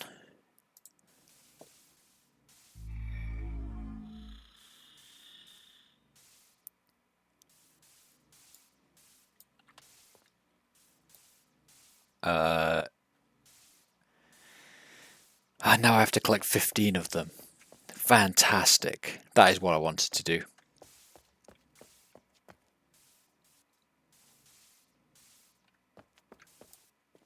God damn it. Okay. Okay, come on then. Let's find 15 of these bloody things. Where should we start from? Ferry terminal, I guess. Hey, what was that? I've got one extra. Rezero, maybe? Was that there before? I want to go to Rezero, actually. Because that looks new.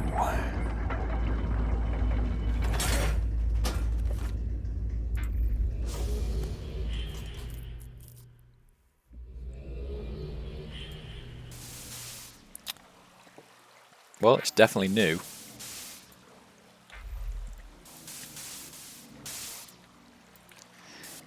It is definitely new. It looks dangerous. Oh, wait. Is this where we were looking in from the linking stones, maybe? There's one nearby, apparently. Oh, it's another machine. What happens if I stick my hand in here?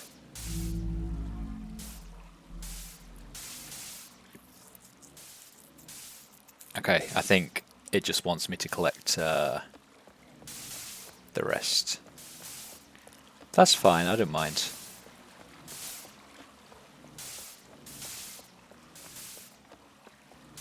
Oh, hello. What do you do?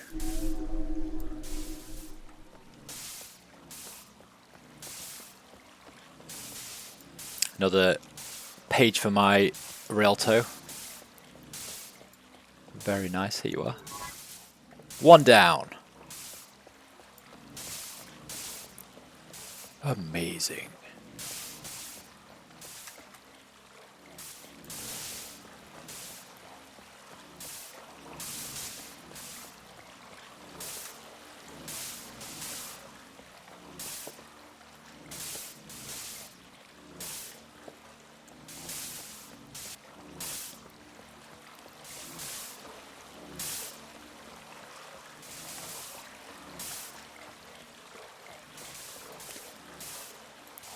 I might keep this, like, here. Just because I pay no attention to the flashing light otherwise. How do I get in here? That's really in the way. Maybe if I keep it there. Is that still in the way? I don't know. It'll be okay, I don't care. It might be more noticeable there.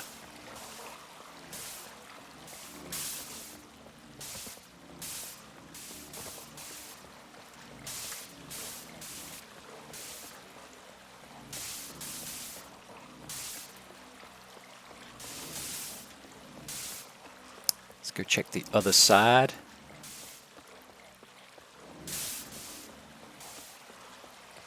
This place feels quite dangerous. Why are they letting people just wander around here?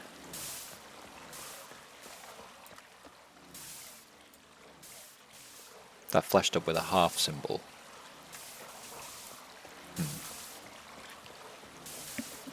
Well, okay. Was there a way to get out of this place? Or do I have to link back manually? That is the question. Oh, there was. There was this one here. Oh no, that was a machine. God damn it. Over there.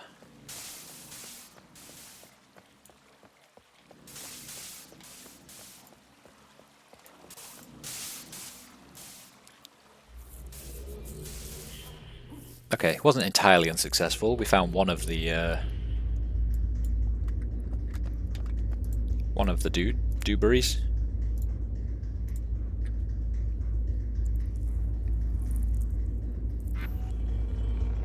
Right, ferry terminal.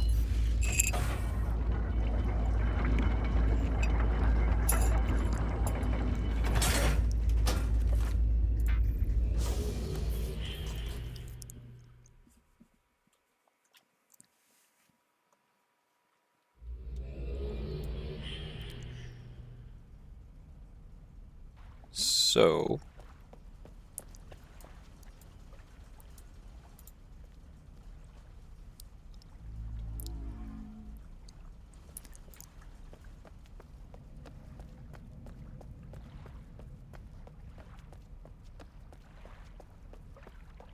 let's go for...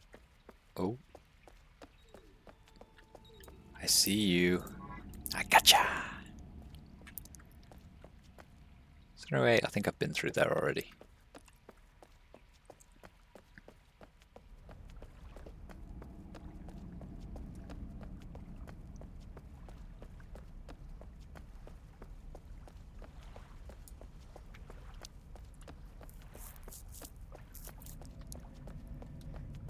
See if there's any more nearby.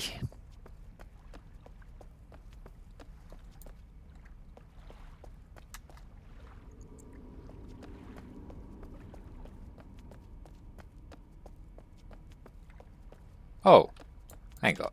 Wait a minute. That door was definitely barred before, wasn't it? Because I spent ages trying to climb up there and like jump through. Ages, I say. Oh, there is another one. Where are you? There you are.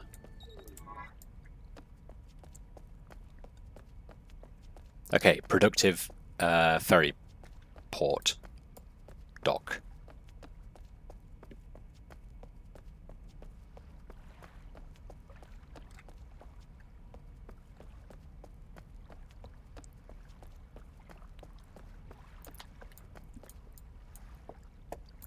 I'm rushing and not observing enough.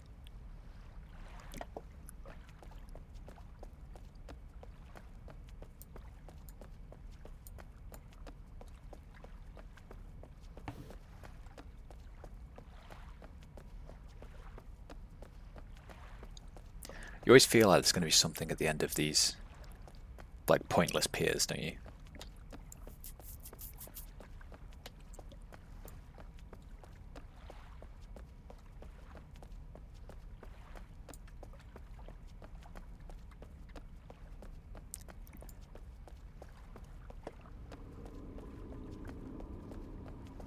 Okay, creepy ambience. That's what we like to hear.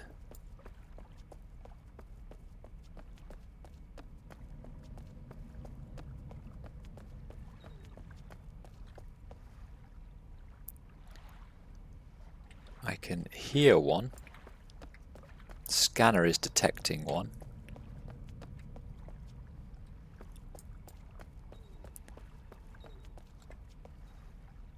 But why can't I see it? Am I blind? Ah, I am blind.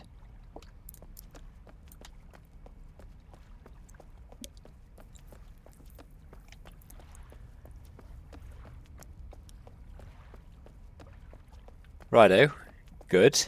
2 down. It's getting awfully dark in these nooks and crannies.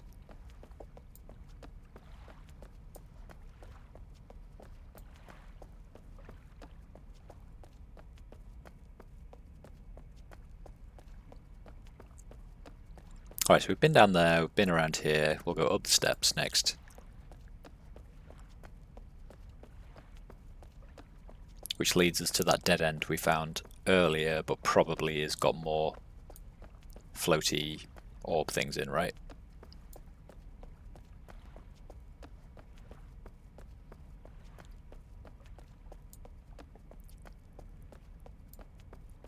Because if there's not one around here, I'm going to be stupendously disappointed. I am stupendously disappointed. Why would you do this to me? Can I, like... I want to, like, see if I can break the physics a little bit. Come on.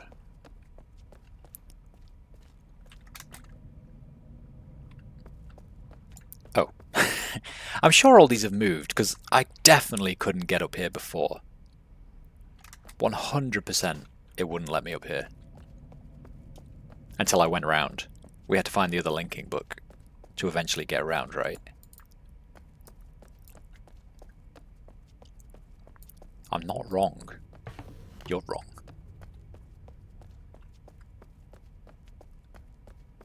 Right, we'll go down there in a second, because down there was where the pub was that we found before.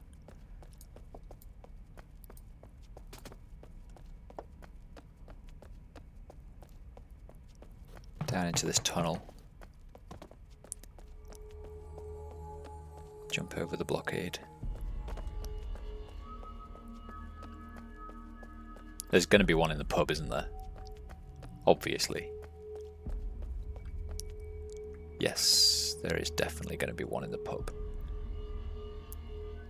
where are you? Why can't I see you?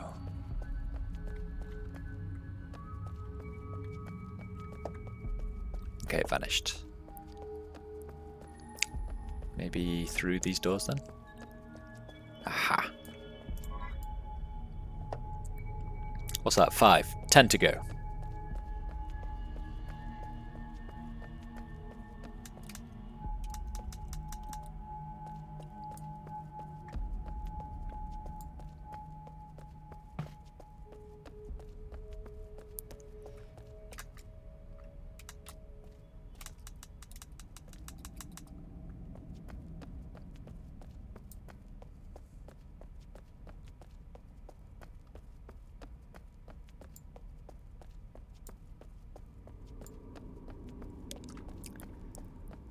This leads to a big giant tree that you'd expect there'd be one in the middle of, right? But no. That's fine.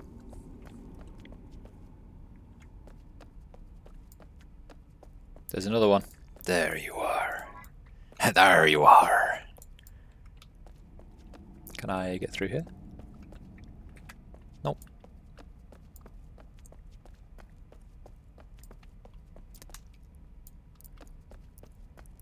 So what have we got around here? We have got staircase. I can go up if I want.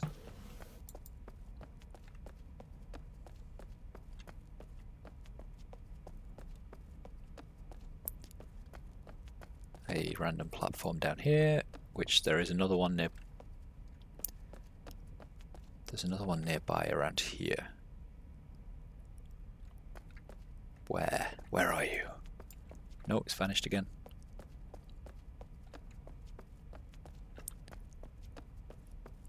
Where is it? Is there a way in here, maybe? That's not me being crazy, right? It's definitely showing up.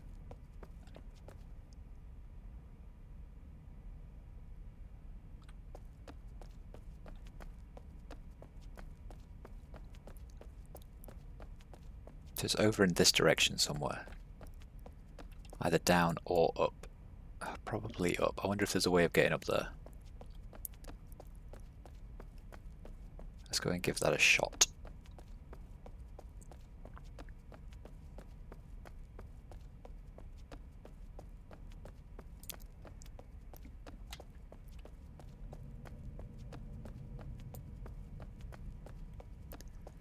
It's not looking promising, is it? Oh, we're back in the library though. Not the library, the whatever of Kings. So there is. Why did I think there were 3 exits a moment ago? It's definitely the only other exit, isn't there? Yeah.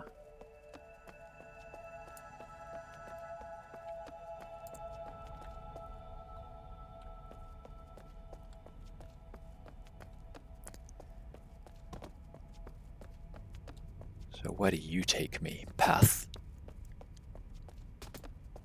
Because there's going to be one around here, I'd imagine.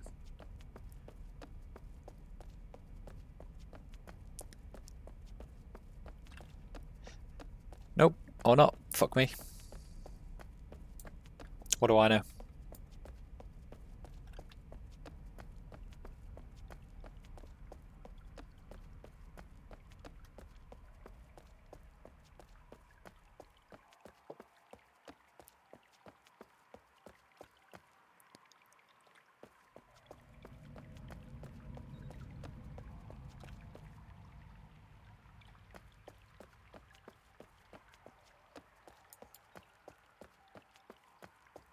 There's one around here as well.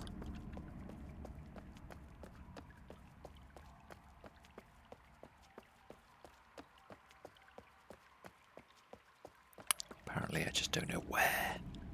Is it directly above me?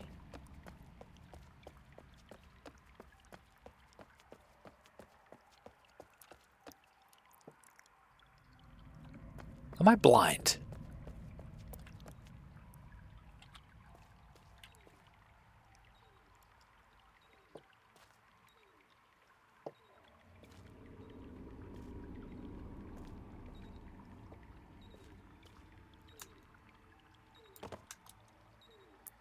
Aha, there you are. They are quite difficult to spot, aren't they? And I'm not taking no for an answer. That's my professional opinion.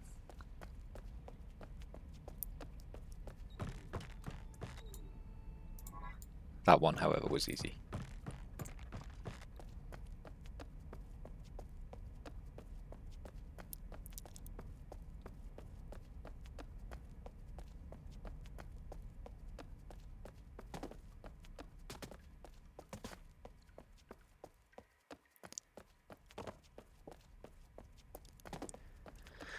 Okay, so eventually we will make our way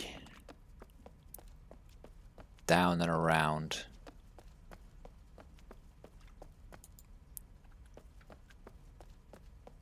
These barriers are doing a very good job of stopping me getting in there. Well done, barriers. You've performed your job admirably. I am impressed.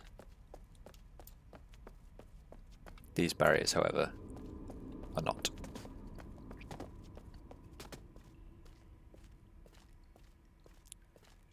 There's another one. There you are.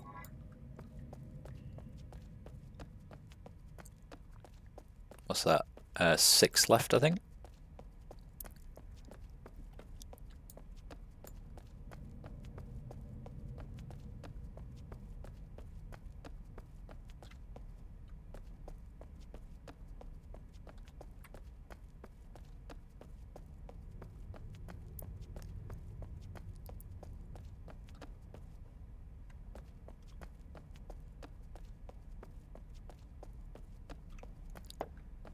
There's one nearby here somewhere.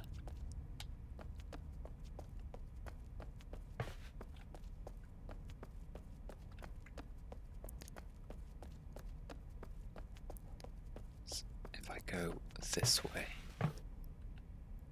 No, maybe this way.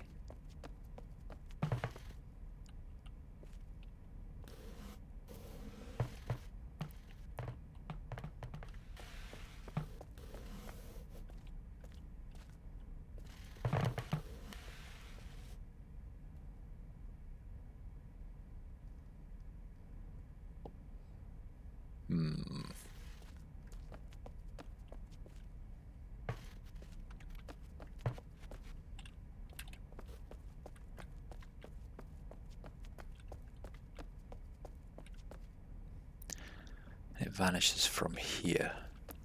So this is on the very cusp.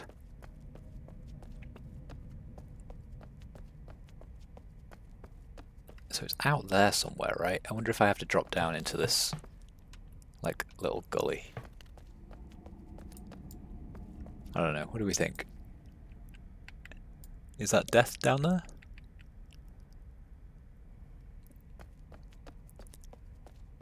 So it can't be that one. It's got to be this one. Unless...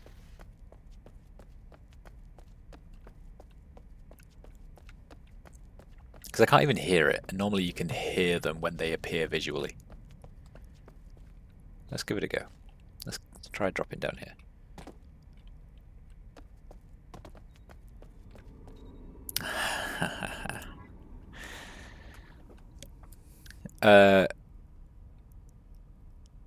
Okay, but now I'm stuck. Off we go.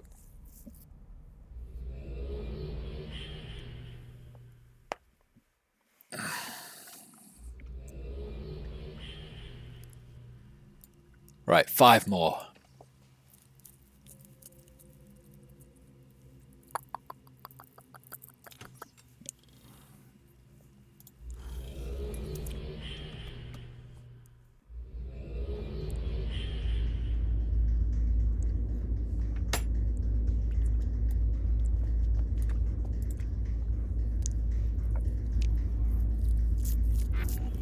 Let's go somewhere completely different, like...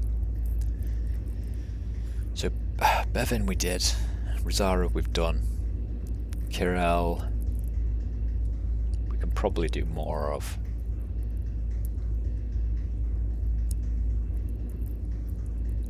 Concert hall, library, courtyard.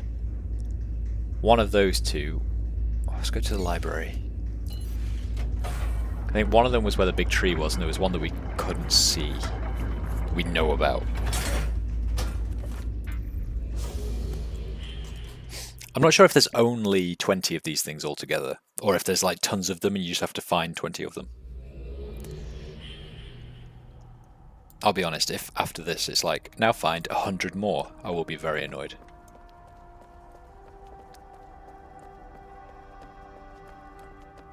I won't be that annoyed.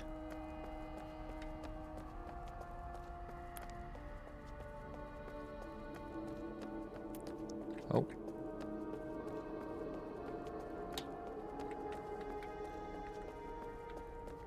Senses something in that direction. Maybe it's down here.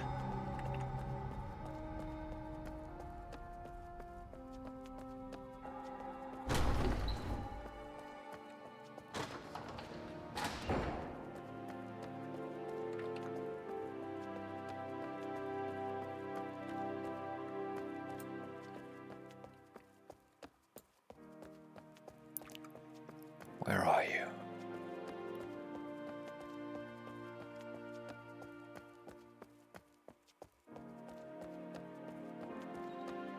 There you are. Okay, very good. Very good. 4 more.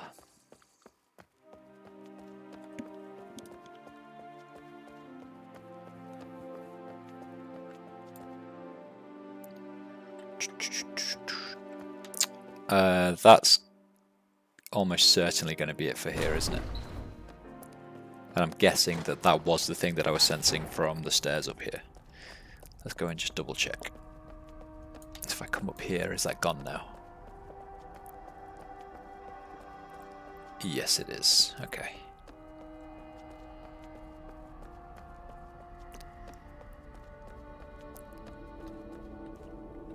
Down there leads to death.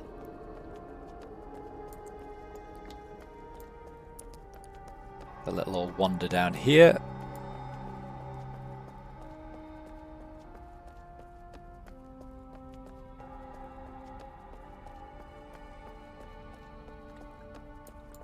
Just make sure there's no like platforms we could jump to that one might be stowed away in.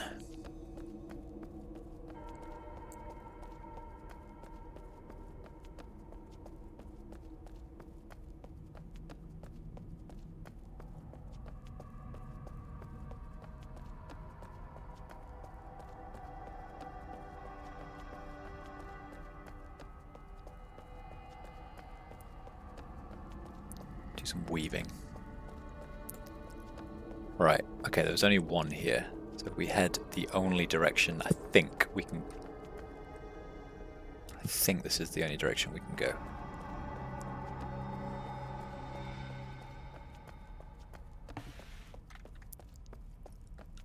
Nothing here.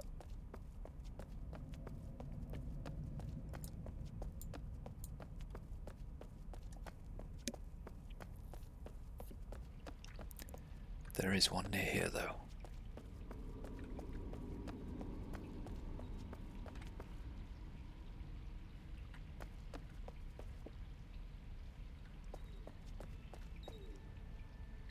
Ha! 3 more.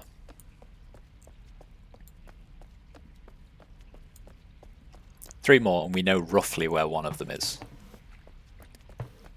which is good.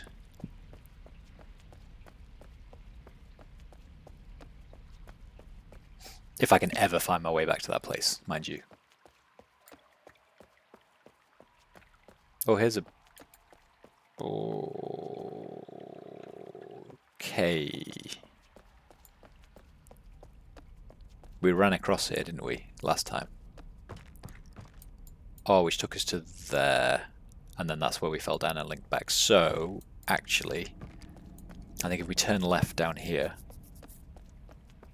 that takes us back to the big staircase where we couldn't find the one that our radar was tracking.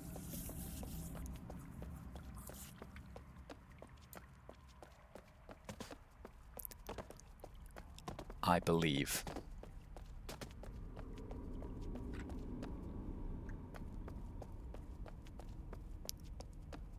Or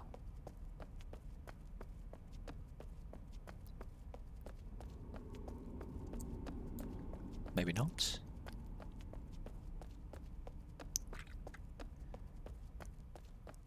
Oh no, it takes us back to the...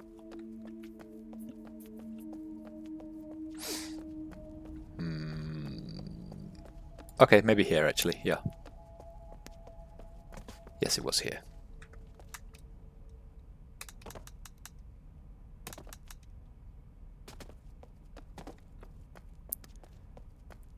To the left, down here, right?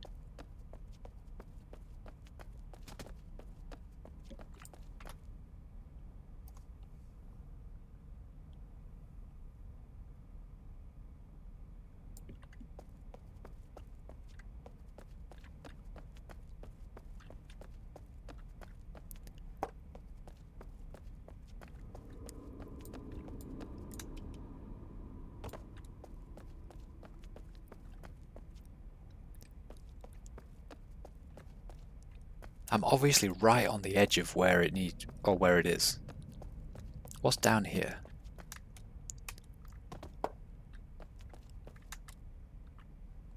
I don't think there's anything down there. So it must be up. It's gotta be.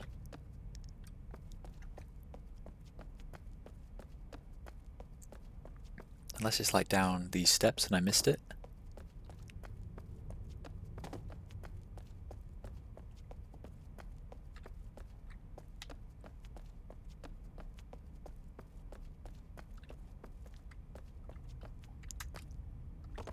It doesn't like me jumping over there.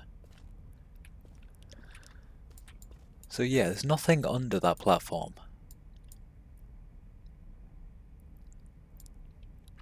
But I can't find a way of getting it over that platform either.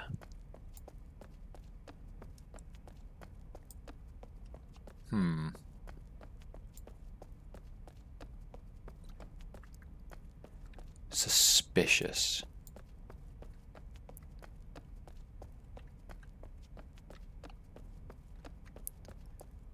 I'm going to assume there's no way of getting in this building. Oh, there's a gate here. Is there any way past this gate? Well, there must be, right?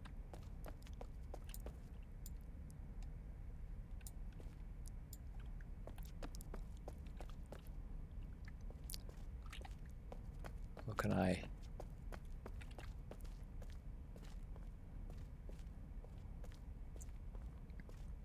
I'm gonna guess there might be a book actually that links. Okay. Okay, let's assume that there's a book that links to the other side of that gate. That maybe we don't have yet.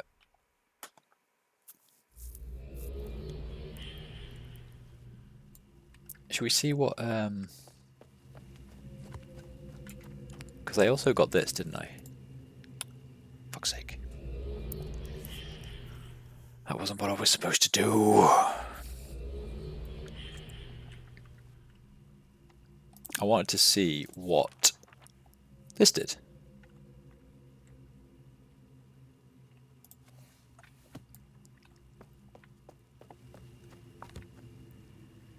I think maybe the sky is different?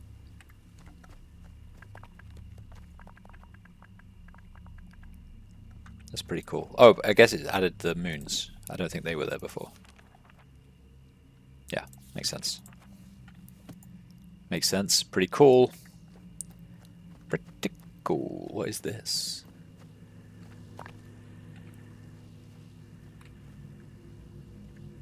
What is this? Where did you come from? Why are you here?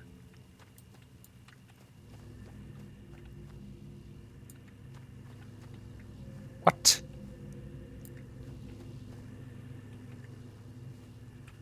What are you showing? Oh, wait. Is this showing like pictures that I've accidentally taken?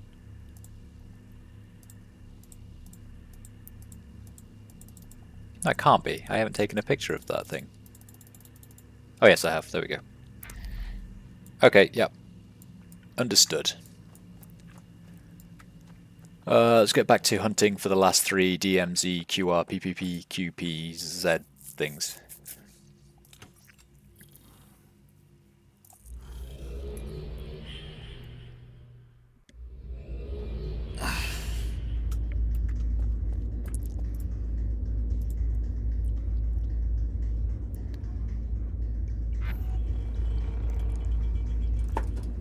Right, where haven't we been? I think we did Bevan. We've done Rosero. We've done the Palace. We've done the library. We're maybe not there. We've done the ferry terminal. Not too sure where Dakota Alley is.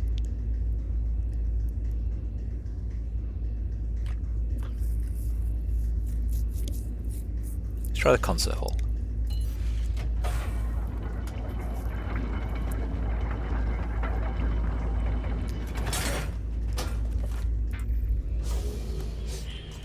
Might have been here as well, in which case we're running out of places to try.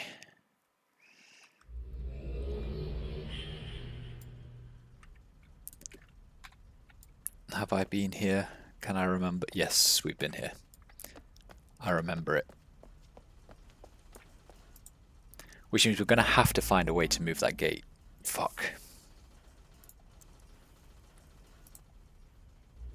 Because of that, the one that we can't get has to be up there, right?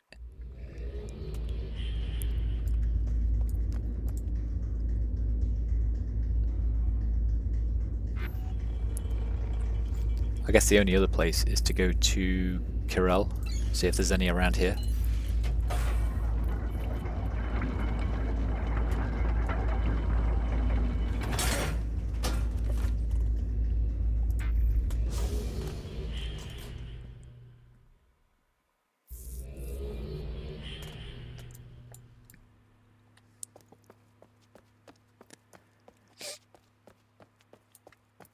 Right, we'll start off by running around a little loop-de-loop. Check up on this balcony. No. So we've got those stairs. We have the stairs going down here. There's the bridge going across here. We'll do these stairs first.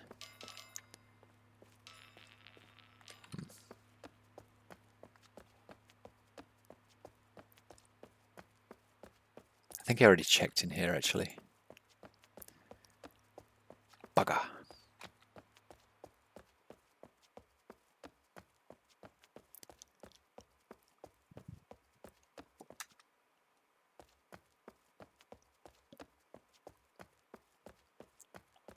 Yeah, pretty sure I did. Over there just leads back down there. There's the telescope bit. So we have steps going down, bridge going across. Got this that goes over here.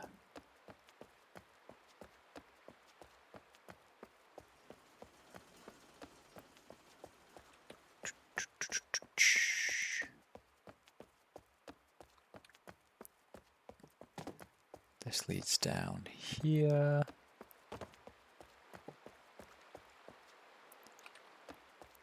Stairs that takes us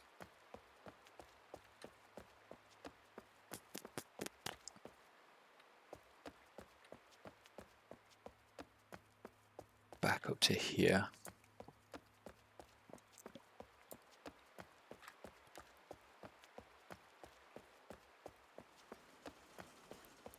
I think I already came around there, right?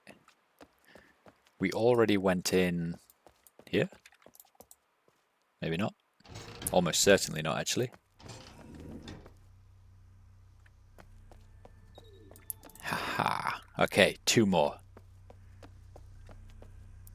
What did that say? The last group is leaving at 5. You are on your own after that. Victor Laxman will be organising any contact with the surface. Write him if you wish. Goodbye, Dr. K. Dr. K must be Kadama, right?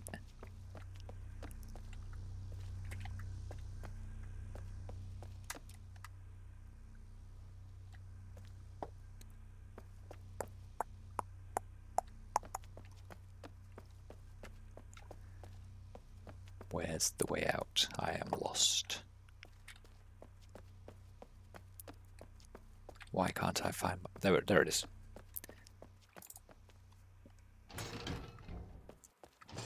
Okay, that's good. That's good. 2 more. I guess just double check in here. Though I'm almost certain I will have sensed one in here before if there was one.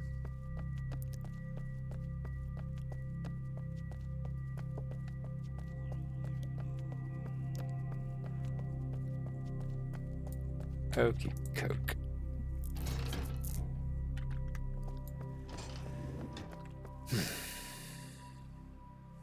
So been in there, Doobie-doo-doo. I think that's where we just came out of.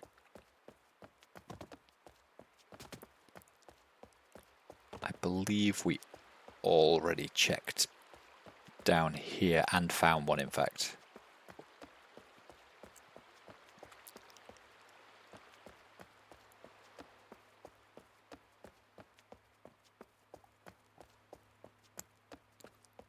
Is that something? Nope.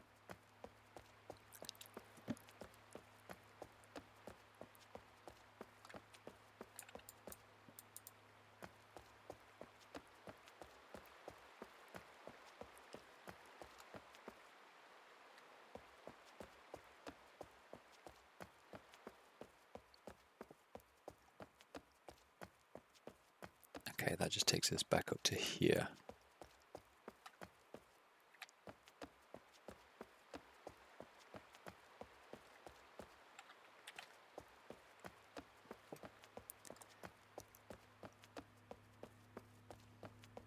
Then we're back here.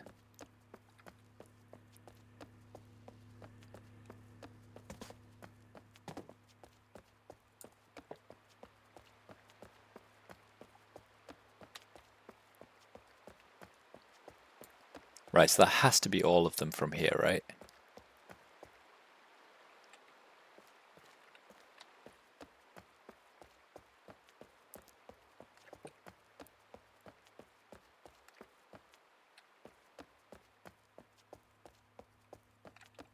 Yeah, definitely checked over there. Definitely been down there. Okay. 1, 4. I can't remember why I took that picture.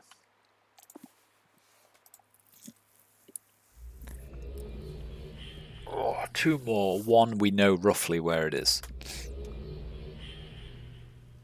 I wonder if there's any on Realto actually.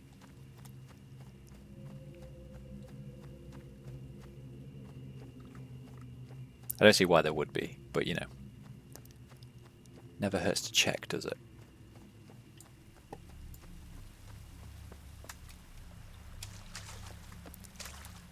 Nope. Okay, the only other thing I can think is we've got a few places. So I tried both of those, didn't I? And there.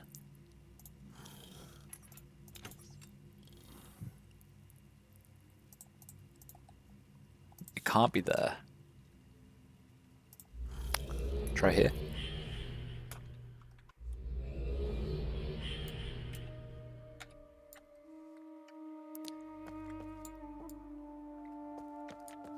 This is his spy room, right? Where I learned about Bobagobo, or whatever. Bobagubo, yeah.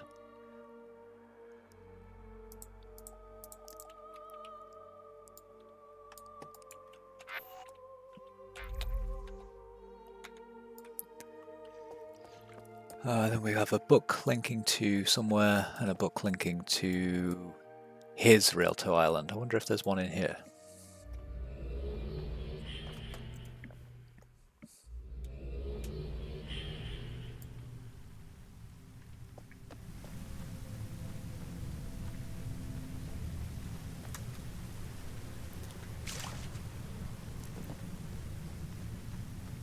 No?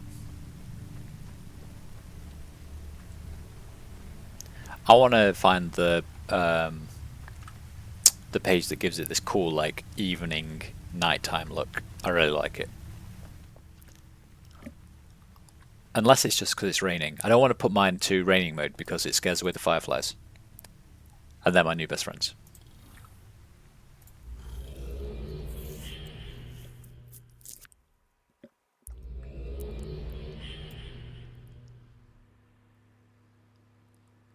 Right.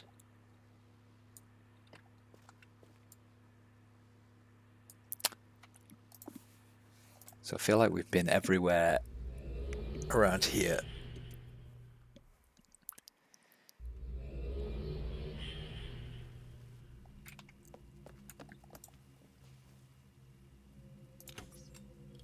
No, not that one.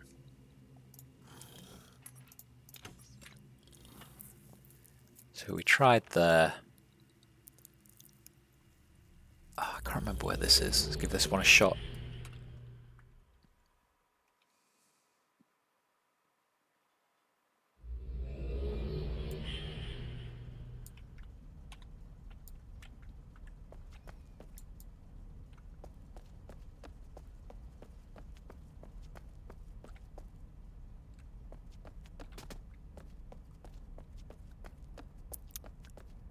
Oh, this is the big tree.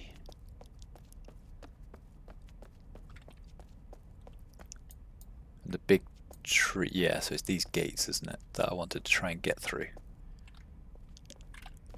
They're really dark as well. Very frustrating.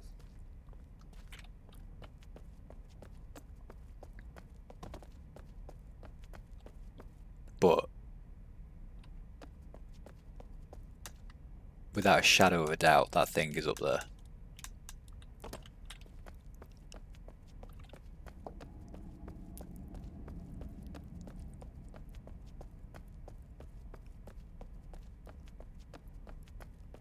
I wonder if there is a way of opening the gate in this giant tree.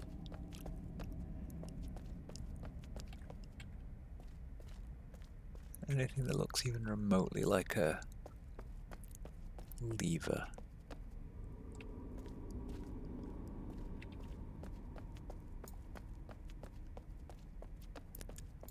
There is not. That way we established I'm not allowed to go down yet. I don't think. Nope.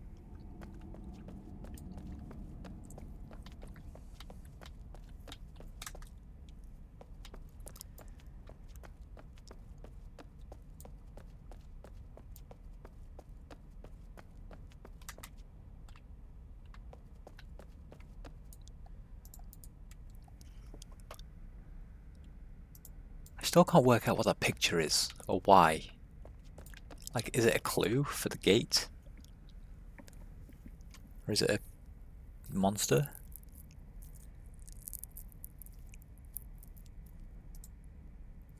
I feel like the picture's clearer before you click on it as well. Not that I can tell what it is still.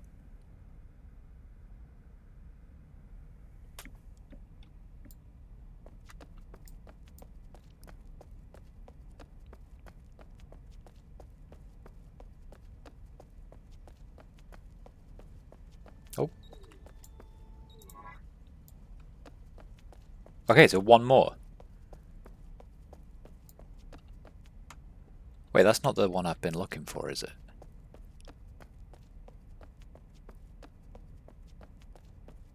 No, I don't think it can be.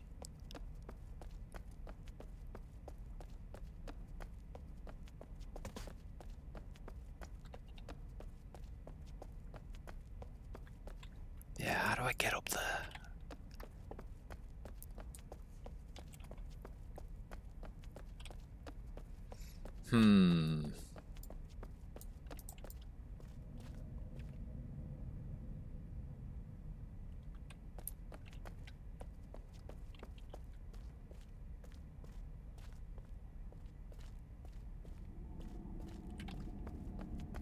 I mean, any normal person would just squeeze through these giant gaps in the bars, right? But not me. Oh no. Oh no. That would be outrageous.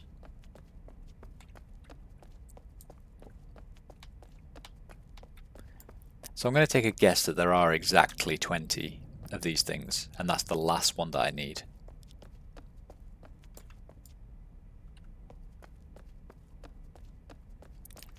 So I need to somehow find a way of getting up into this building.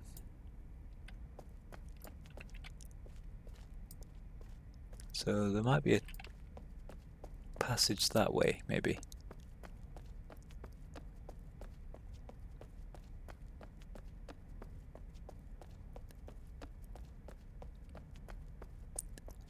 It's very dark.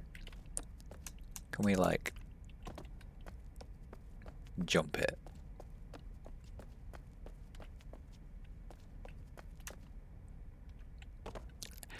I'm going to take that as a no. We cannot.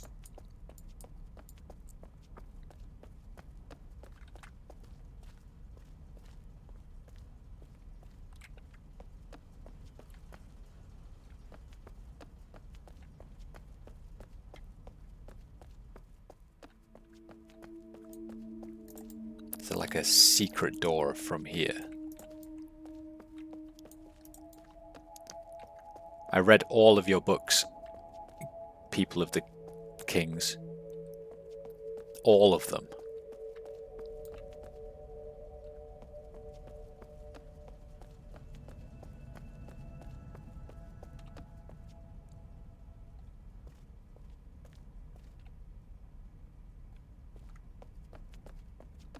What's that over there?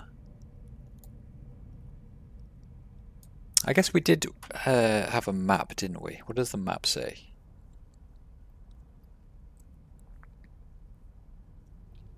So if we're at a big tree, do we think that is number 3, Dakota? Which is just up from the ferry port and then leads up to the palace, yes.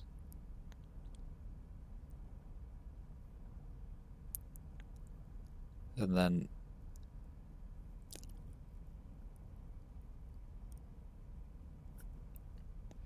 there is a concert hall, apparently. So if we were running up from the ferry port, the first right would be the way to the concert hall, apparently. And I'm pretty sure this way is up from the ferry port.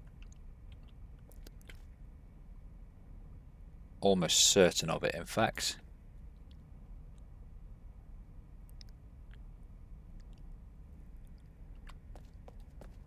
So on the right, ooh, is this new?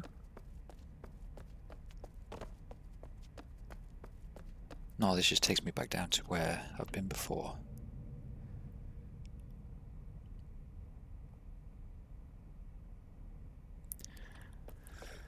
Okay, maybe if we explore a bit more around here, perhaps.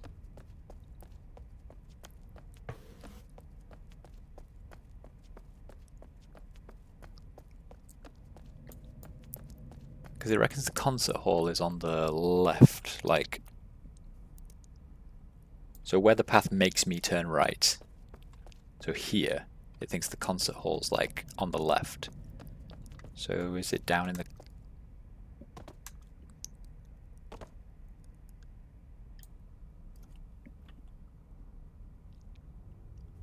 It's very confusing.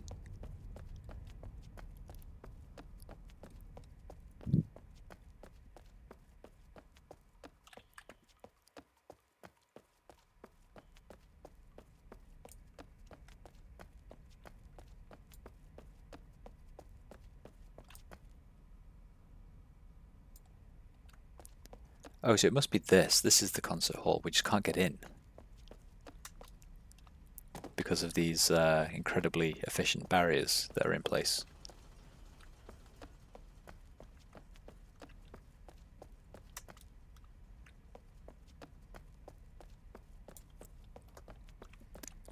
And then up here takes us to like a bridge eventually, I think.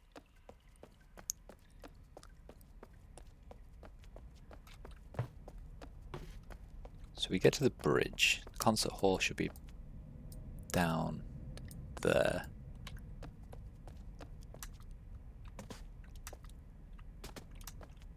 It is. And where we think our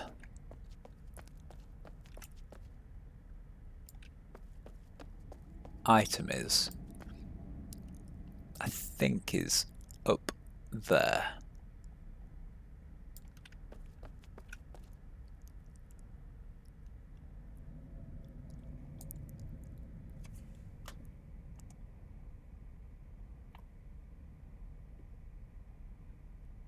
I think. Or it's leading me on a real wild goose chase. And actually you can't get up there, and I'm just being blind again.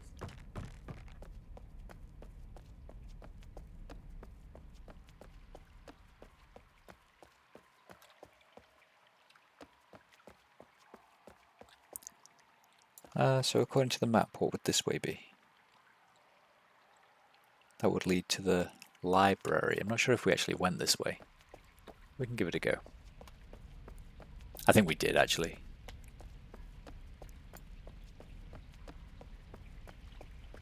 Did I hear something? No.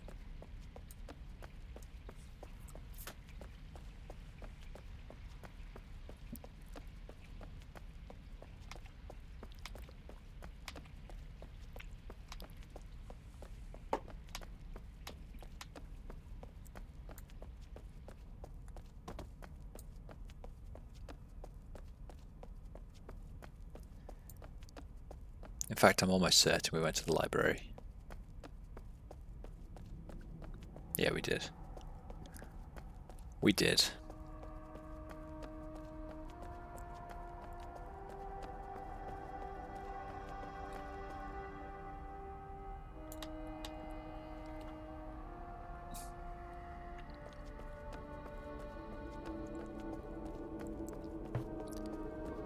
Skirt the edge and see if there's like a secret one that pops up.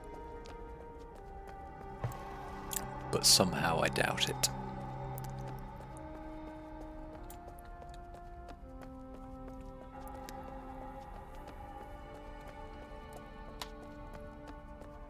Oh, take me back to the reading we were doing like an hour ago.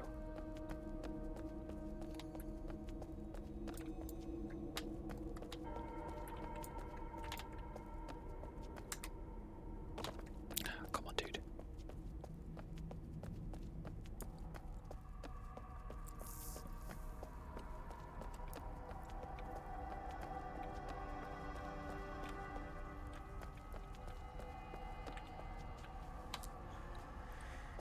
Okay.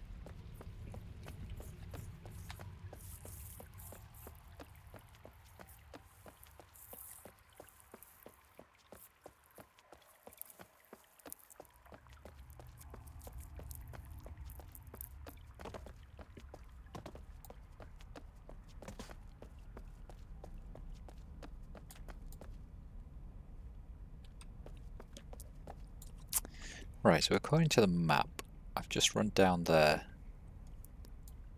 I've just come down from here, right? Oh god, I can't remember. So I'm now on a little semicircular bit.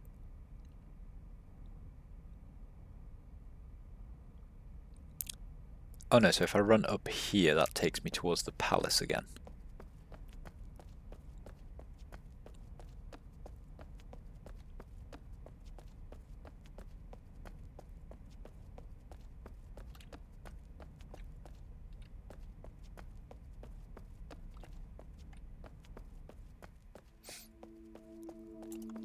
And then you go straight through the palace, and that takes us to the tree.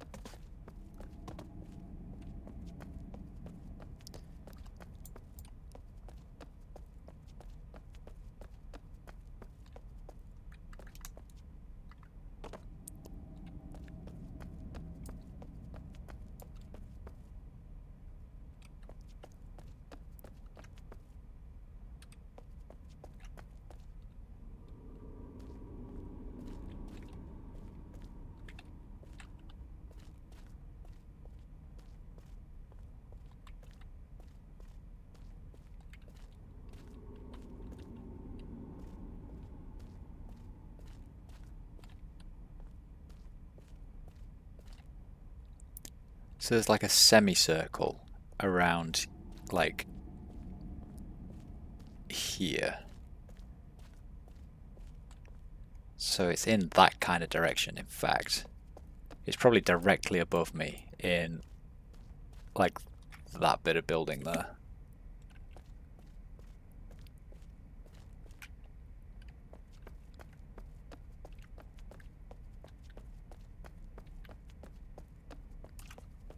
I'm just a complete Scooby-Doo.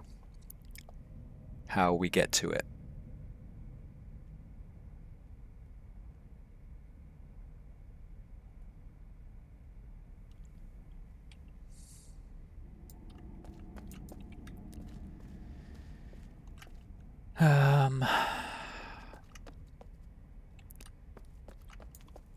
Because the map is showing that this area is off limits, which makes me think you're not actually allowed up here.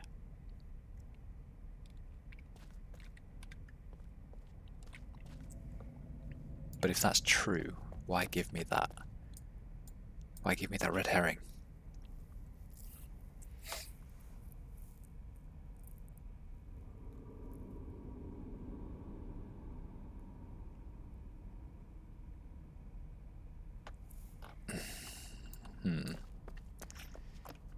Unless it's one of the linking books that I missed. Maybe it's one of the balconies that you can't actually go anywhere from. But I thought I did them all.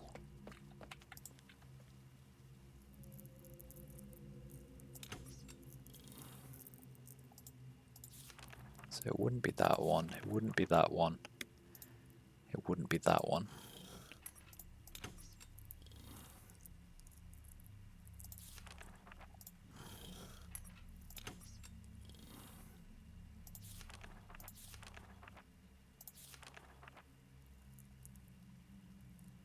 This is a balcony.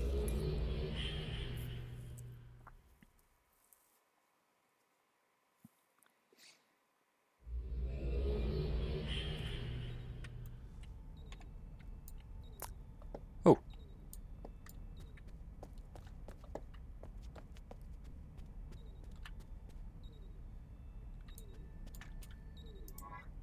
Is that it?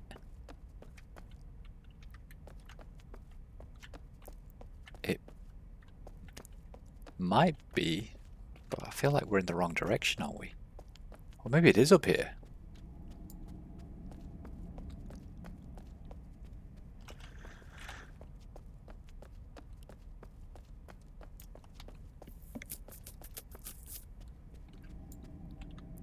Okay, well, good. So now we can go to...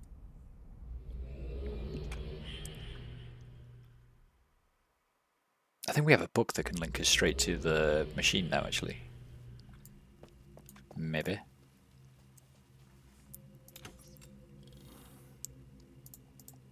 Not in there. Maybe this one.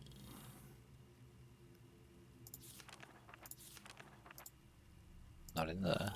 This one.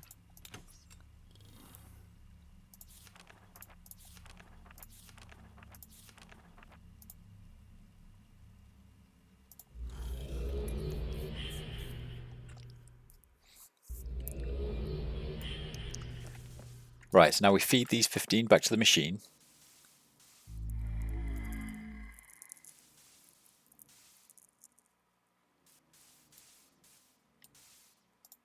What did that do?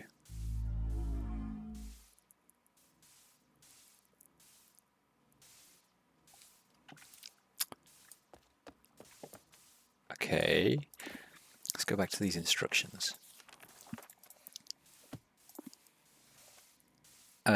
Once you have uploaded 5 GZMs, you will find a new link in your Nexus. That link will take you to the Great Zero courtyard, the central location of the Great Zero neutrino dispenser. You will see another upload machine inside of the courtyard, as well as a couple of doors towards the back of the room. Calibration center location beyond the courtyard cannot be accessed unless the key has registered more GZMs, more than the 5 that are needed to access the courtyard. Registering is done the same way as listed above. You have a new set of faint lights. As they're found, they'll turn solid. Once the second set of GZMs have been uploaded, the doors leading to the calibration center will automatically open for you from that point on. Okay, so the doors at the back of that lightning room should open now.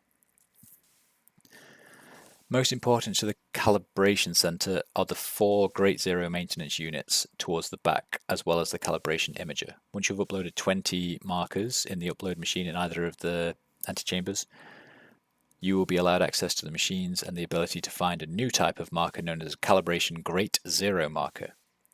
Calibration Great Zero markers. Once you have reached the Great Zero calibration center, your key only needs to finish the calibration process by synchronizing calibrations with the Great Zero itself. There are 4 machines that enable you to carry out the final task. You will need to receive a coordinate from one of the 3 machines, the 4th is not yet available, and find the single marker at that coordinate. Okay, so we go to the machine, it gives us coordinates, and then we find the marker that relates to that coordinate. Similar to early markers, it will only become visible when you have entered a certain radius, and you will have to touch it. After you have found the first one, you will need to return to the calibration and insert your key into one of the machines. At that time, you'll be able to read one of the 3 coordinates on your key. Second, you can read 2. 3, you can read 3. At that point, the 4th will be available. Once you've calibrated the 4th, your key will be calibrated. If the Great Zero has not been turned on, it will also be turned on. And you're finished. Right, okay. So how did I get there, though? I forgot.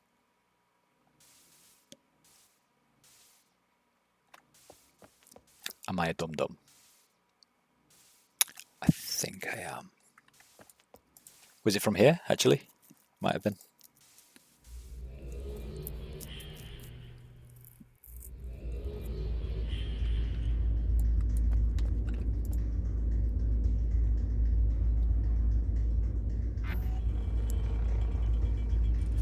Zero, wasn't it?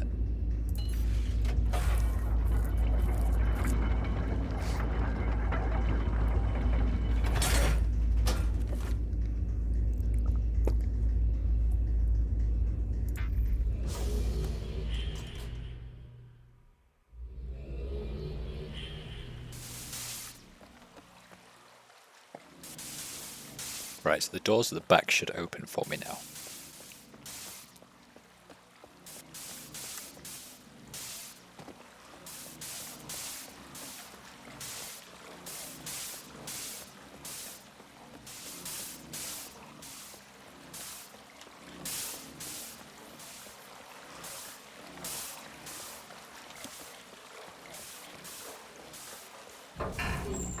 Nice.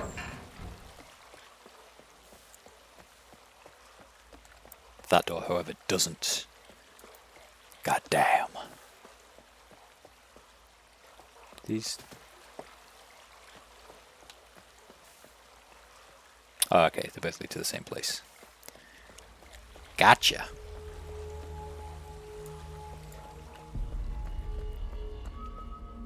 Right, what is this crazy contraption? Do you all look different?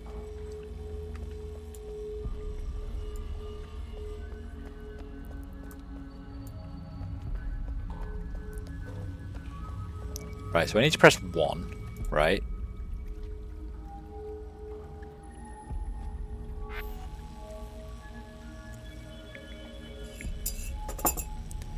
And that gives me a coordinate. Now how the fuck do I read coordinates?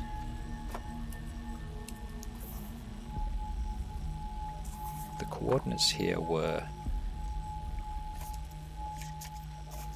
I feel like someone already gave me coordinates in a book as well. But I might have to... Yeah, there it is. So this one is 61131. In fact, why am I doing this? Take a picture. It'll last longer.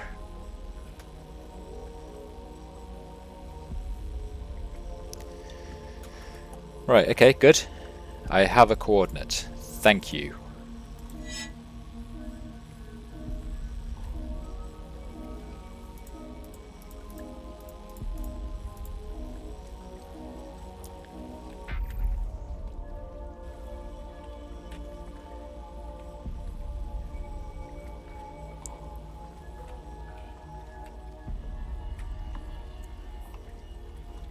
Okay, so I'm guessing if I do this one now, it doesn't work, or...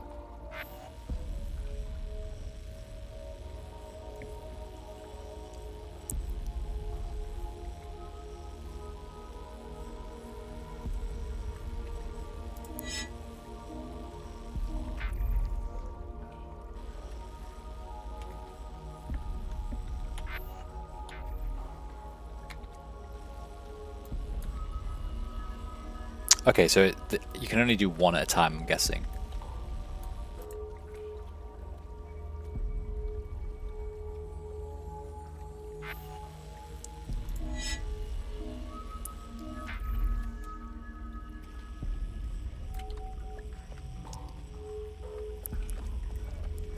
Okay, so these symbols relate to those three, right?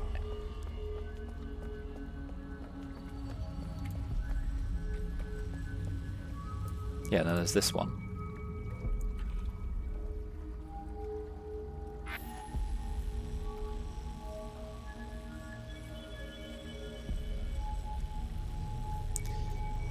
Wait, isn't that the same as the 60143? Rings a bell. No, it's 61131. Okay. Which makes me think this one is the final one.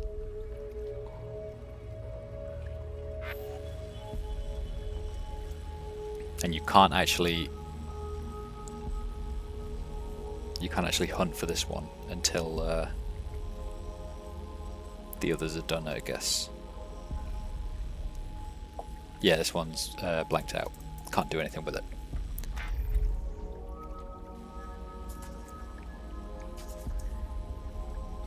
Okay, so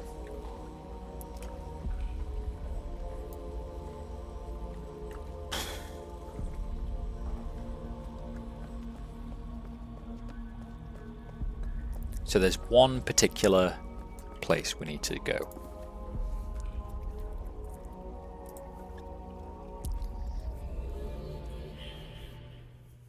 So it's going to be like the DZMs, I'm guessing. But you can only find one at a time in the entire place. Awesome. So I guess first things first, why don't we start with the dead-end balconies? So that's a dead-end balcony.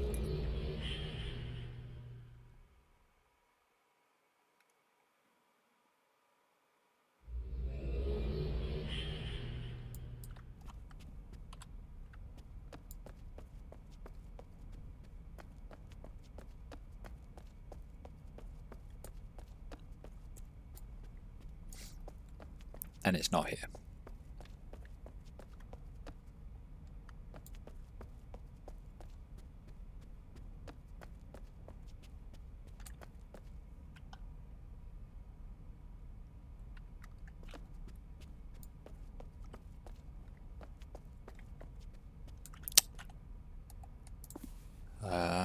Okay. Next. I thought there was a linking book to get out of this place. Am I wrong?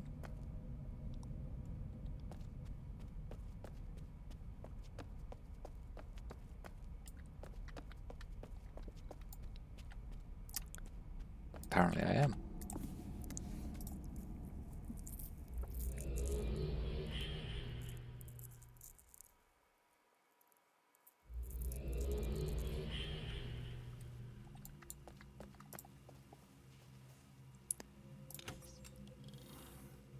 Okay, so it wasn't that one. That's a balcony.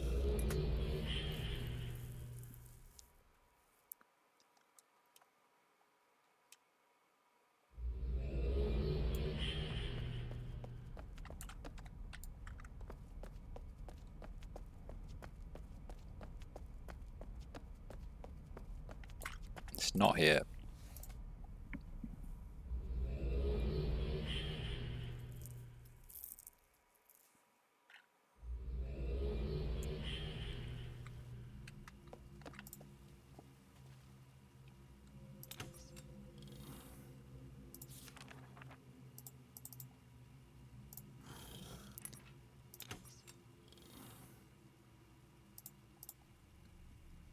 I don't think that's a balcony. That is though.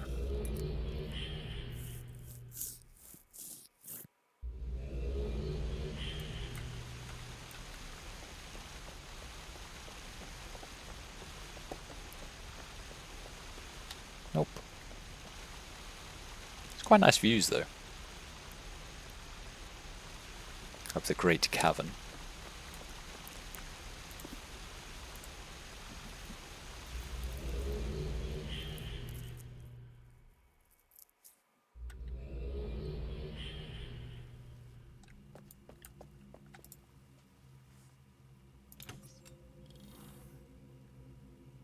It wasn't here. It was this book I wanted.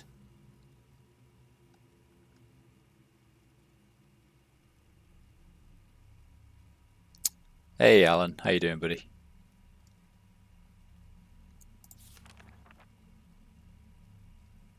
I think I need to sort out my sound settings because I did not hear applause. Which is an outrage after you spent 4,000 channel points.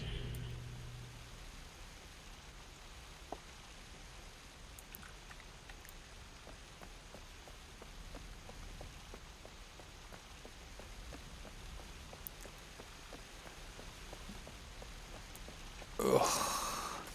Hashtag unfollow indeed, my friend.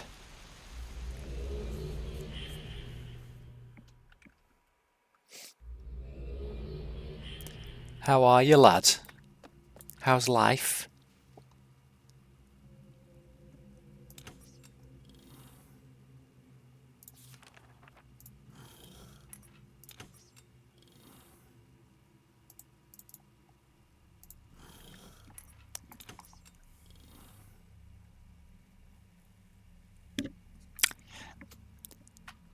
VR Half-Life Alex. Nice. How's that been, mate?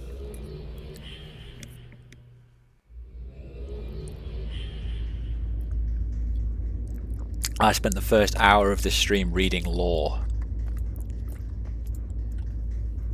I learned all about the kings of the Dunny Empire.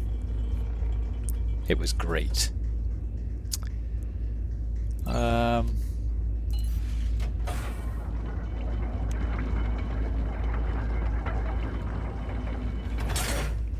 Second time, nice. I did hear it was good, actually.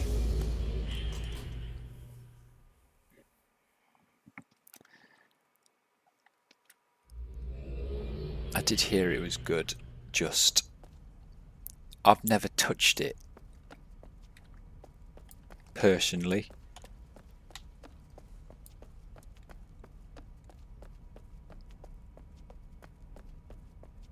Right, let's methodically go around.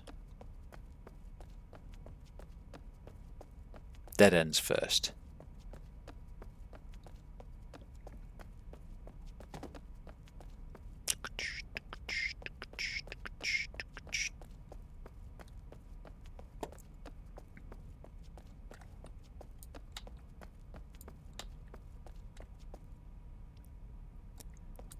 Right, nothing around here.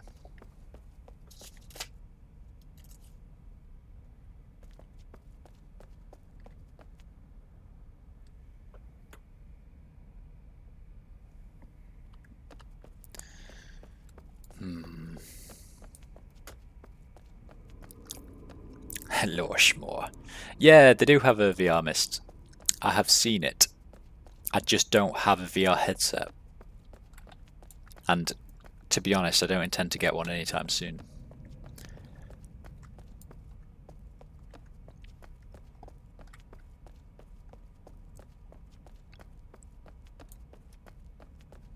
It feels so just an unnecessary expense for me right now. Do you know what I mean?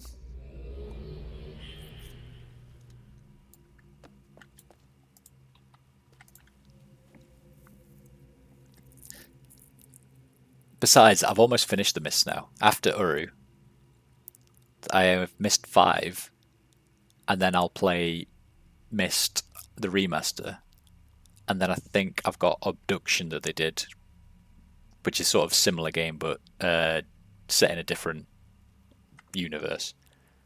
Then I think I'm done.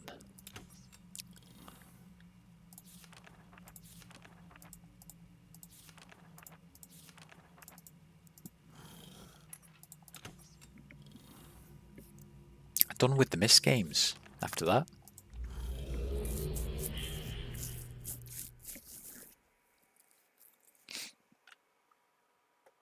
I've been putting in the hours the last few days though. I think I've streamed for about 14 hours. Oh.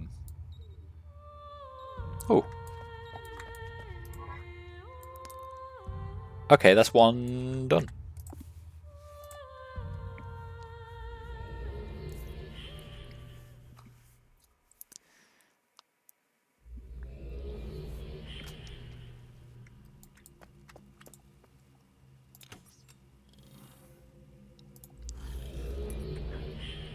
So just to fill you in on what we've been doing, for the last hour and a half, I've been running around this giant city looking for invisible blobs that this little radar tracker will tell me when I get very, very close to.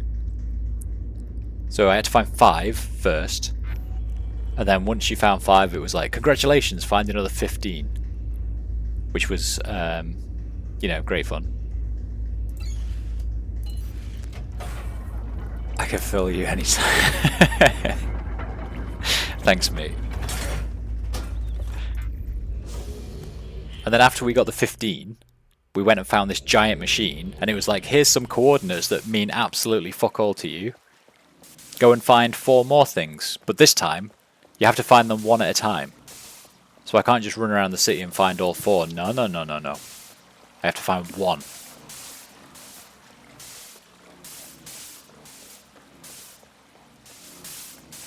I don't know if the coordinates are supposed to mean anything to me as well. Like, it gives you coordinates which you'd think you'd use to track, like where they are, and give you a rough idea. But how, you know, how do I know what coordinates I'm at? Doesn't give me any indication. It's outrageous. It's unfair.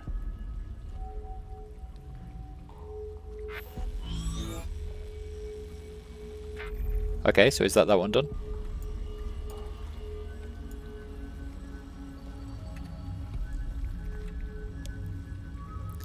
So that was the, like, 11.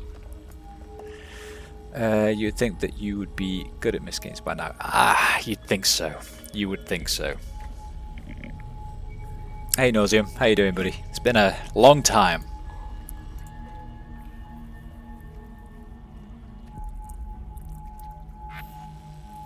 You never did the New Ages. Oh, in URU. It's been a bit random, to be honest. It's been less puzzly and more like just wander around aimlessly until you find this blob, really. So that's what we've been doing, is wandering around aimlessly looking for blobs.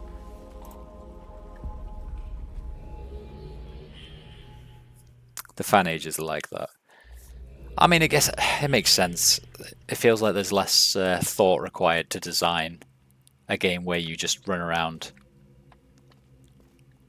looking for hidden objects. Right, okay, that tactic seemed to work last time, so let's do the same again. We'll start with the balconies.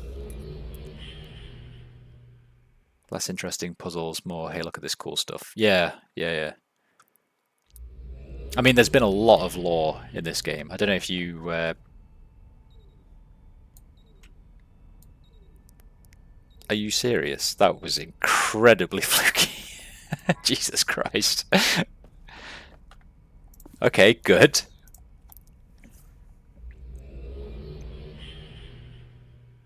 Yeah, no worries, Nauseum. Have a good one, buddy.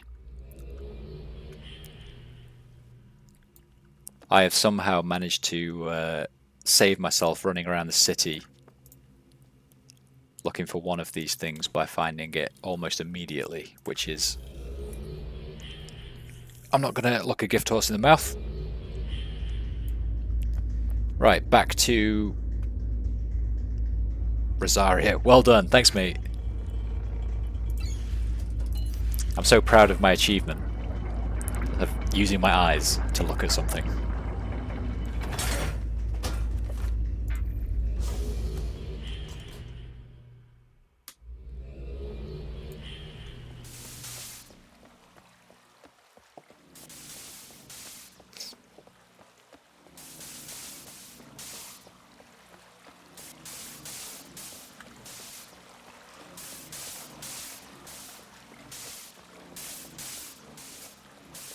Gold star coming my way.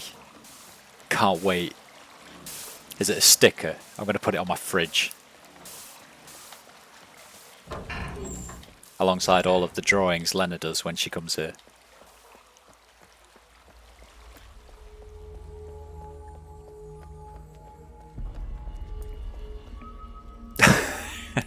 That's a heart. I wanted a star, damn it.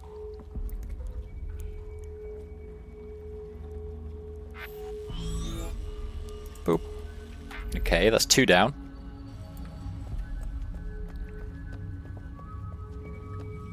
Now we go and find this sucker.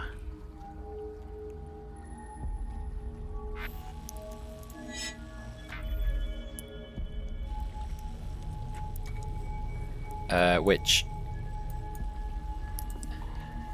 based on the last 2, is going to be in one of the random rooms that you get in the base game.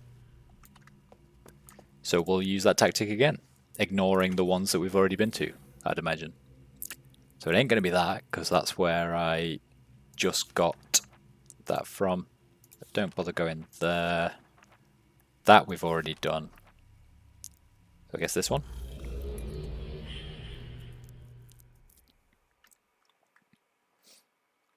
Look, Alan, you can't promise me a gold star and then give me a gold heart. It's just not how it's done.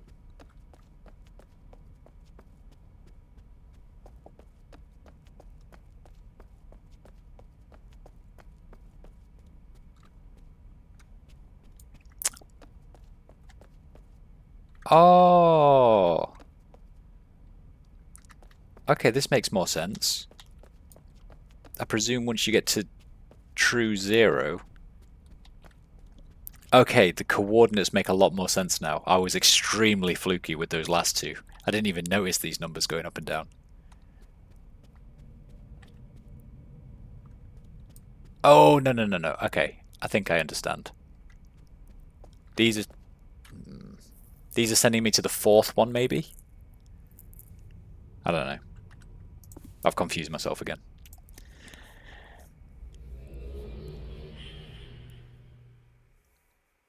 You only came on in the correct world. Okay.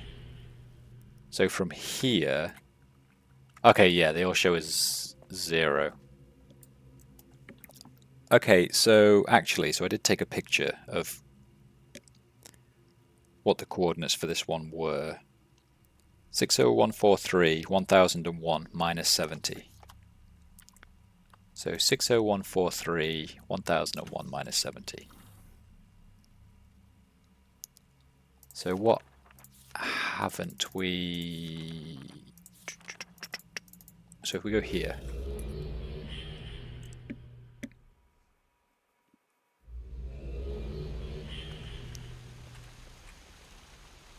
Oh. Ah-ha-ha-ha-ha.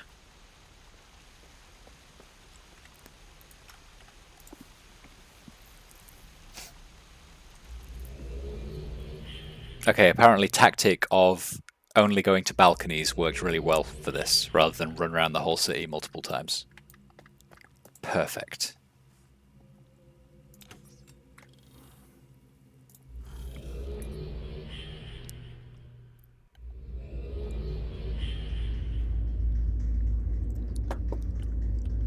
Right, in we go, back to the fabled lightning machine.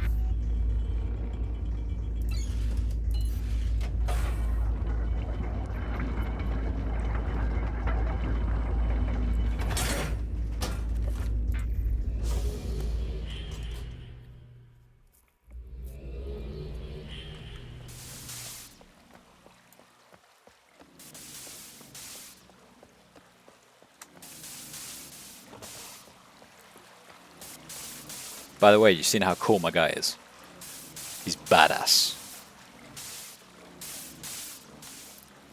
I found this suit literally in the first world that we went to in the base game, and I've refused to change ever since. Even though I play in first person most of the time. Fashion's really important, right? Amazing, 2 right.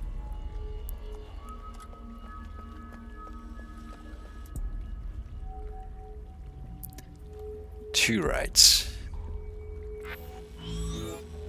Alright, there we go. And then that means I should be able to access this one now, which it wouldn't let me do before. Yeah, there we go.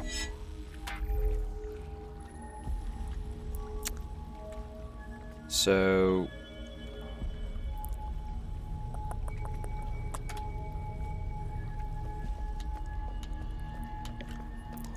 and this one, the coordinates were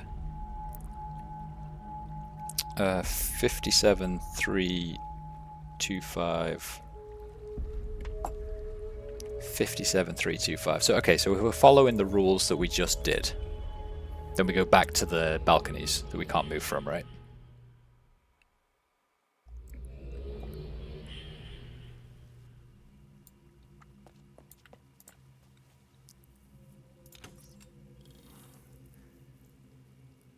So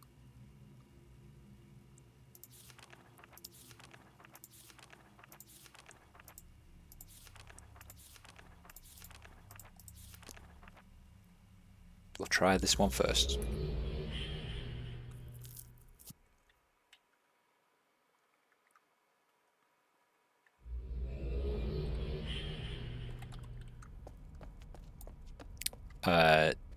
No, I'm miles away. This is... what did I say I needed? Like 6,000. Oh no, 57,000. Yeah. Okay, try again.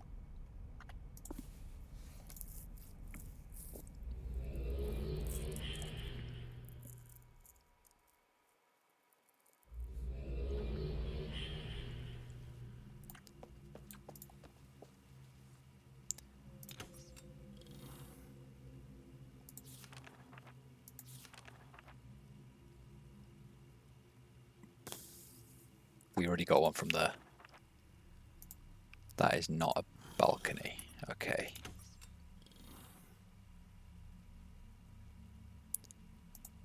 Did we get one from here? Let's check.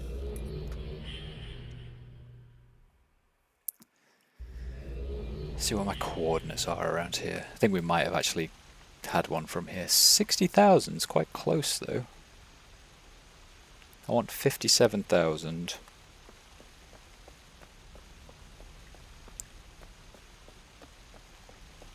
$1,002.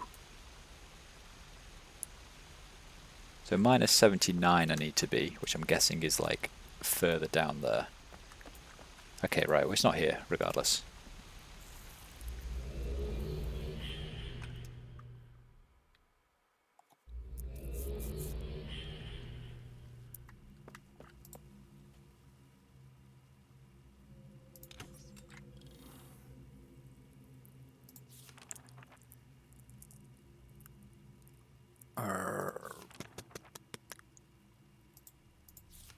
I think we got one from there.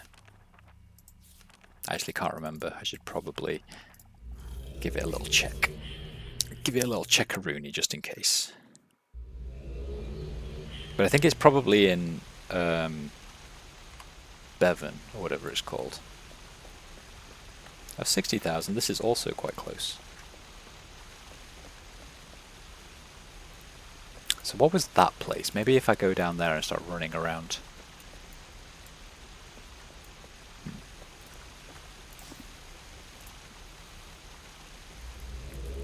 I think that was Bevan. Bevan? Just jump off and die. You can't, mate. Believe me. When I first started playing URU, I tried so many times to jump off those balconies because they kept trapping me. Because you link to them and there's no way out, so you have to come back here. But you know, my slow brain was apparently incapable of remembering that I could just teleport back to home base whenever I wanted. Bevan, it was.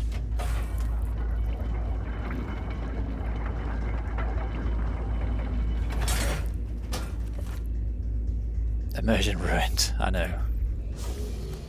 I know. Well, what can you do, right?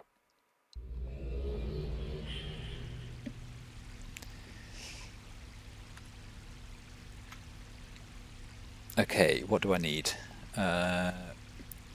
57,110 minus 79.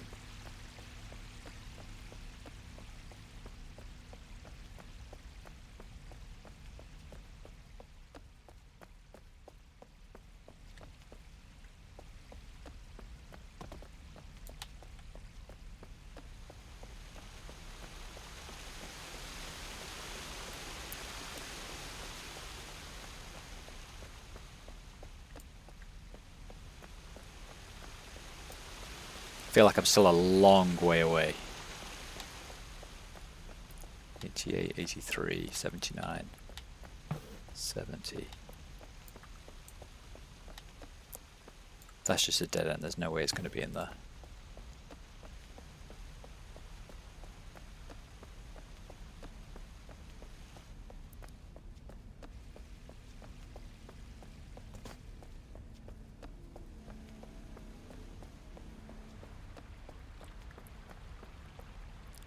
Okay, I don't think it can be Bevan actually.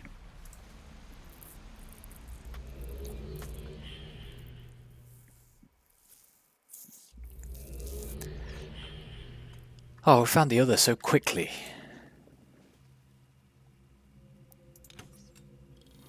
Minus 79 was quite low, so why don't we go down to the ferry port, which is like sea level, and then work our way up from there.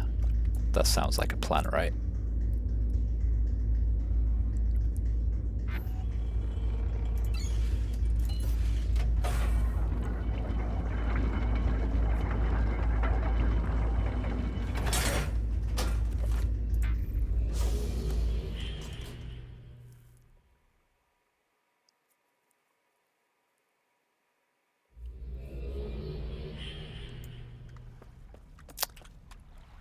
So what's this? 208 minus 93. That's too much. I want minus 79.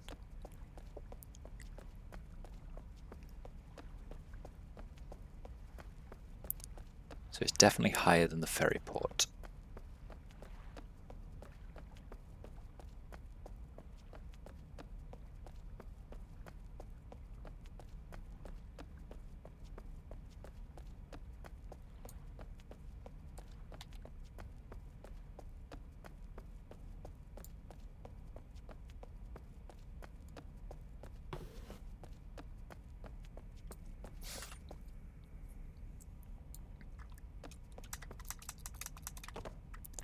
Thanks, Nightbot.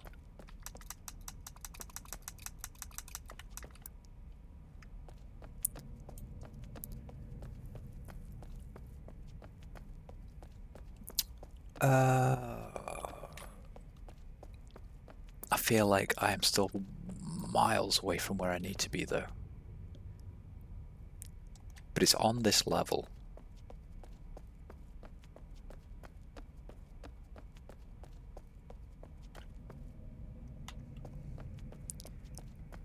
Oh, I hate him. I hate him. Alright, Anakin.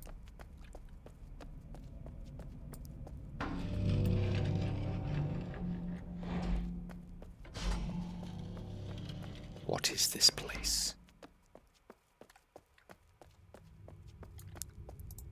Oh, I have been here before. This is the library?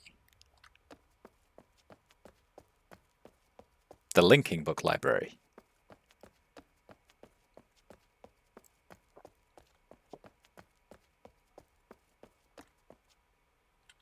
But I'm not allowed down there. Barrier says no. I already collected that.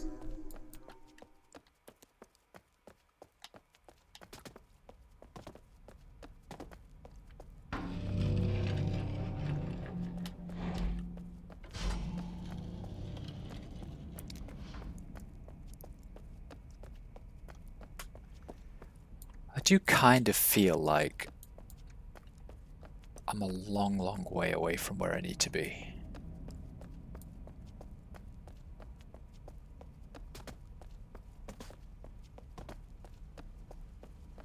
This wasn't just back down to the ferry, was it? No, that was a dead end. Feels like Hexen. Where's Hexen?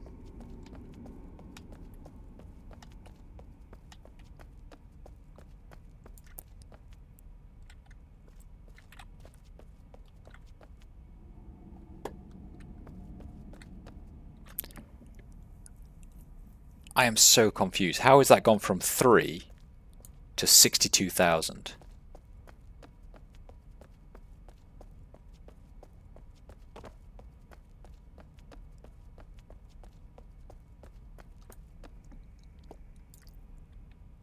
$61,000. What did we need? 57, I think. We wanted minus 79, so it's a little bit down.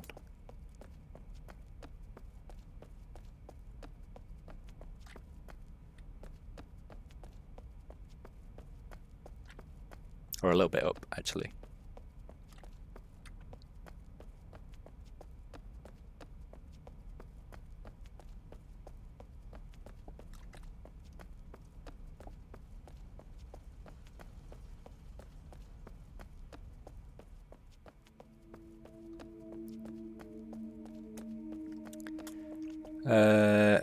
Hexen was first-person game, similar to Quake. Oh yeah, I know what you mean. There's a lot less shooting and violence, though. 57,000. This is close, right? 57,300 it needs to be. But now it's going back up.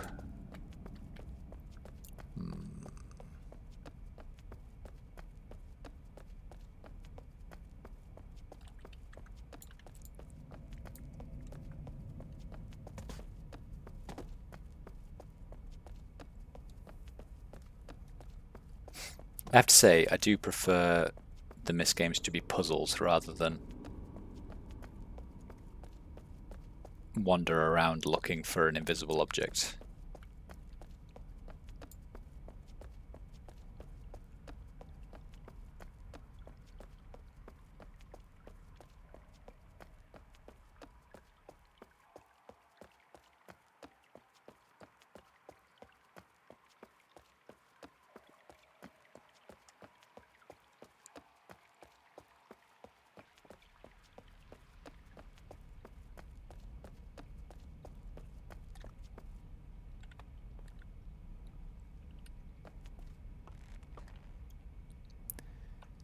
Can't be that way. It's got to be this way. Does it already bore you? I mean, I am infinitely patient.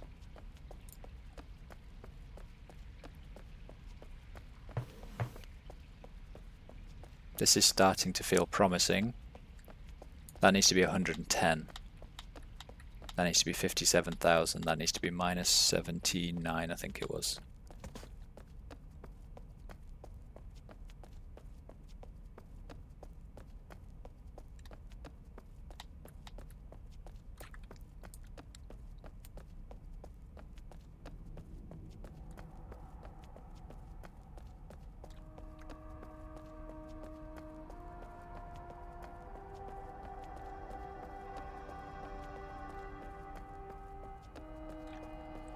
$57,000. Okay, we might be actually getting quite close.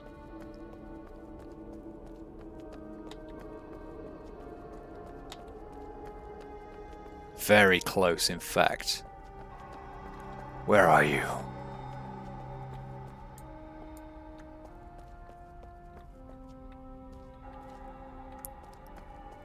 I can sense you.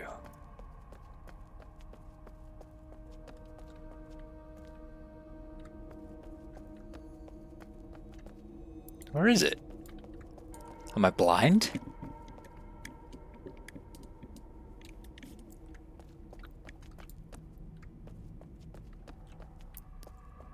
So it's got to be over here somewhere. Ah, there you are. Wait, are you joking? How do I get you? Gimme.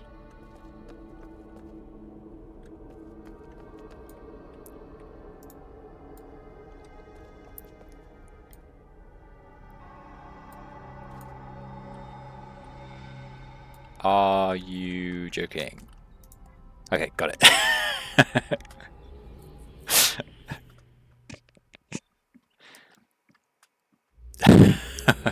Okay, sure.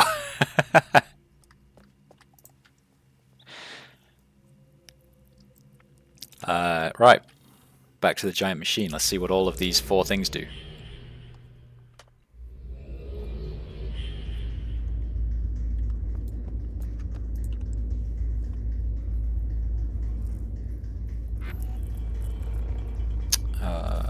Zero.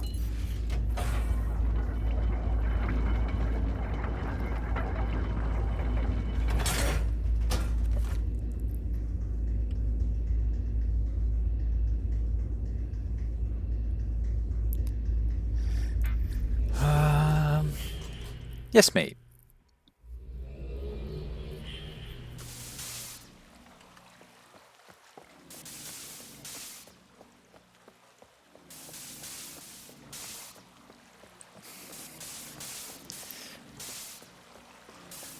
Do you think you'll come and place Monte Noires on PS5 and be the shittest player in the team? I sure hope so. I sure hope so.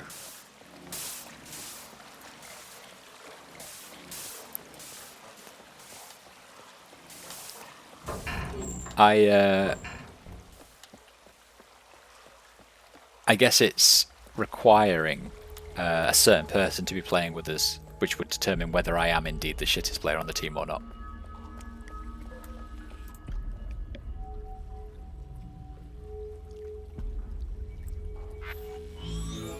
Whoop. Okay, right. Now what?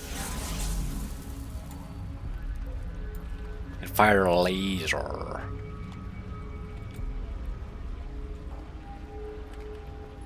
I still have coordinate markers.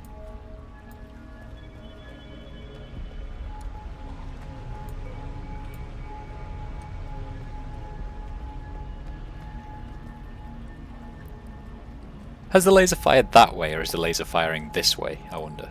What? You should proofread first. Well, ooh. Wait, isn't that the symbol for the next DLC? Have I been doing the wrong DLC by accident?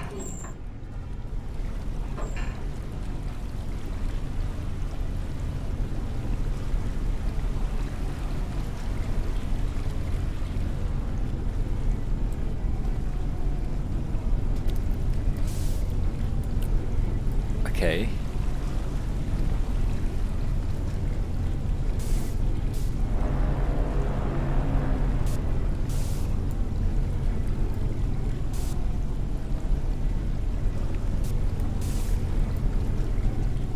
Good. Now what?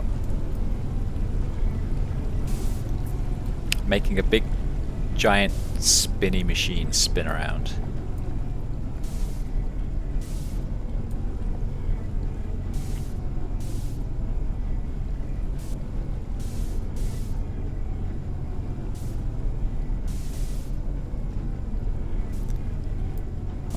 Let me press this thing. Does that do anything? Maybe?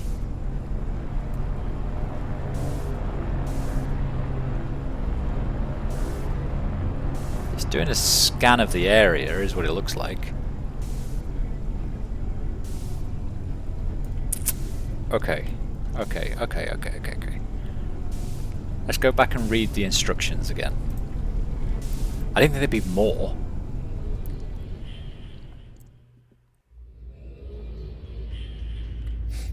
Oh, actually, we can just go straight from here.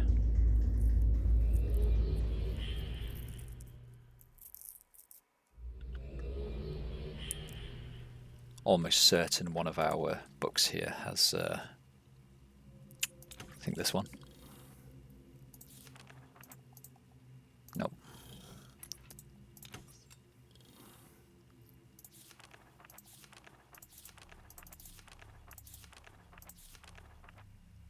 It was this one.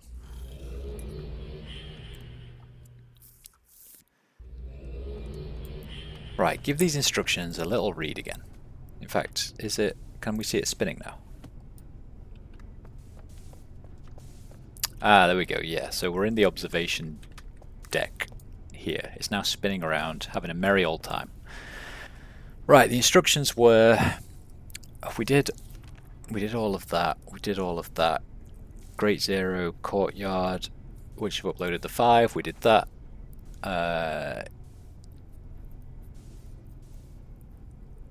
Once the second set of GZMs have been uploaded, we did that. Great Zero calibration. Once you've uploaded 20 markers, you will be allowed to access blah blah blah blah blah blah. Key only needs to finish the calibration process by synchronizing itself to the Great Zero.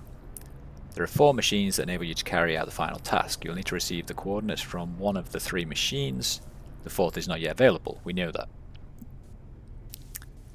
Find a single marker visible, blah blah blah. After the second, you'll be able to read 2. After the third, you'll be able to read 3. At that point, the 4th will become available. After you've found the 4th marker, your key will be calibrated. If the Great Zero has not been turned on, it will also be turned on. And you're finished. We at the DRC hope this document... Is that it then?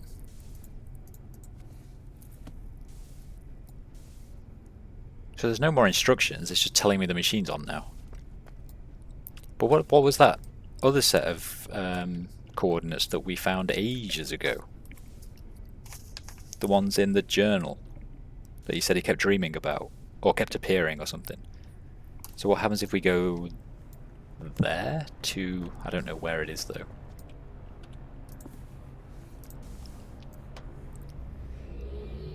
$2175 is a long way away from 61,000.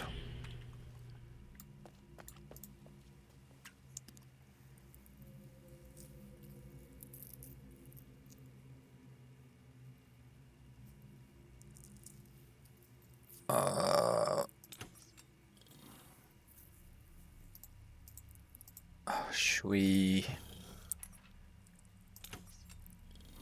I guess we'll do what we did right from the start. And this might be another wild goose chase, honestly. Let's go back to some of the balconies.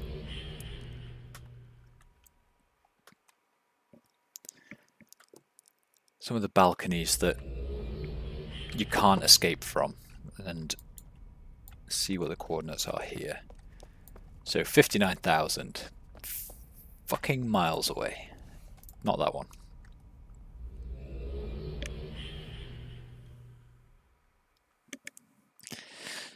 So it's 2175, 5881 is what I'm looking for.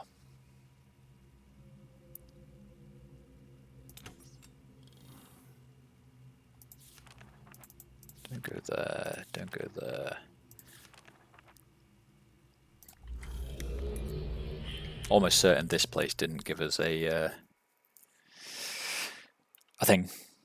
thingy.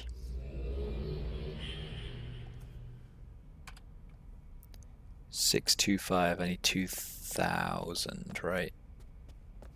Can I get to 2,000 here? No, but I am close. 58. So where was this? This was near the tree, wasn't it? This is very close. Okay. So let's go to the tree.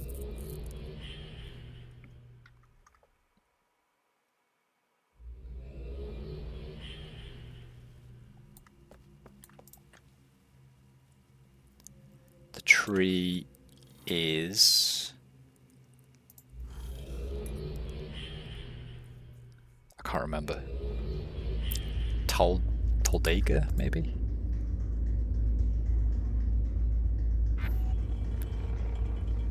Dakota. Toldega. I was so close.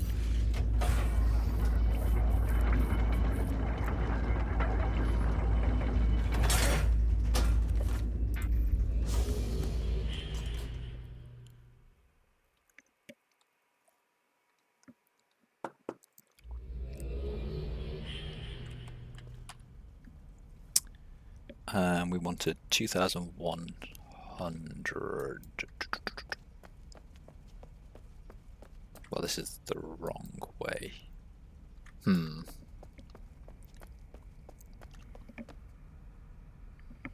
What is that, Alan?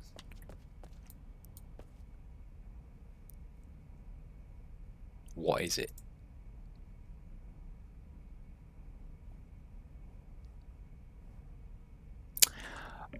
Oh, my game's just crashed.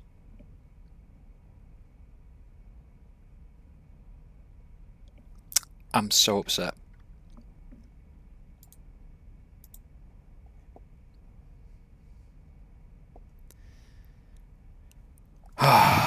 Okay, give me a second. Luckily, it auto-saves, so I shouldn't have lost any progress. Son of a bitch.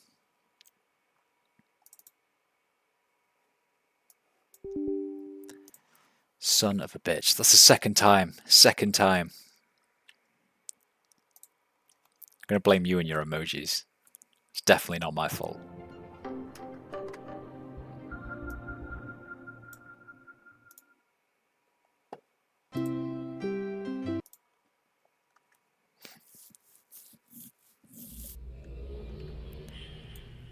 Okay.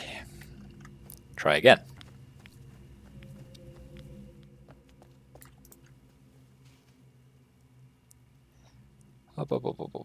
Where did we say we were going in here?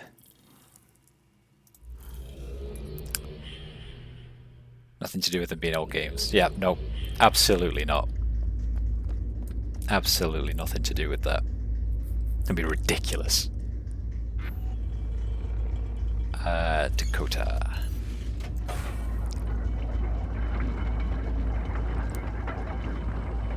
I don't mind so much when it's A, infrequent, and B, the autosaves are actually really good.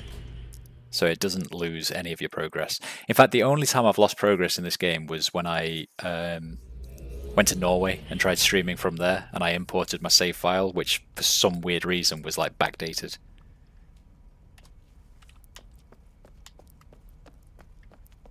So this is the wrong way, so I need to turn around when I get a chance. And it's 81, which is, so maybe down here. 81. That's now 82. It can't be down there.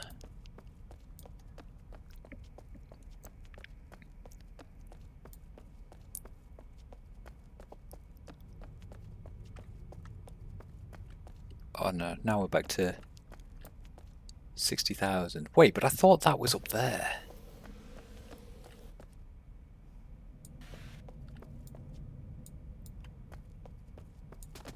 What did I just hear?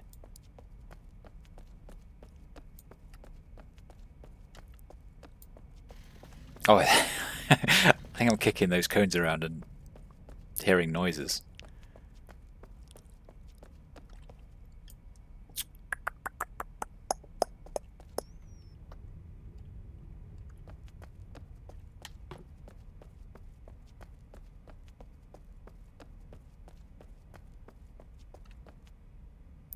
Okay, I'm back down to the low hundreds here.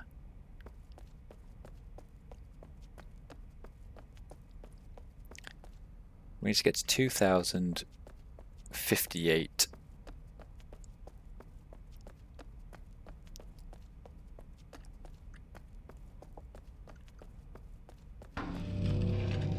So I don't think it's this way. No, I need to get to 81. It's the... Is that thing scanning the whole world?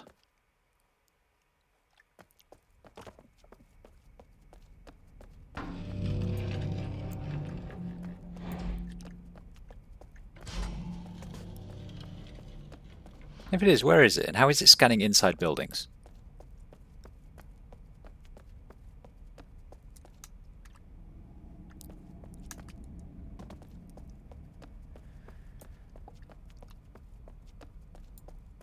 $51, what was that? 58 I need to get to.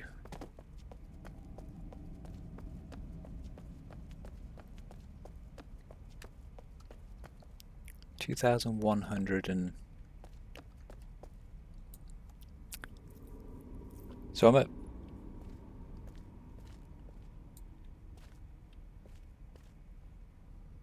$2,170. It's almost exactly here.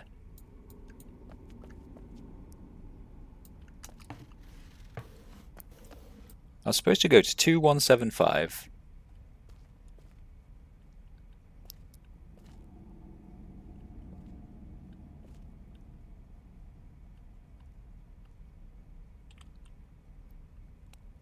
$58 minus 81. So is this the end of the game? Do I need to do something special? Has this been a wild goose chase maybe?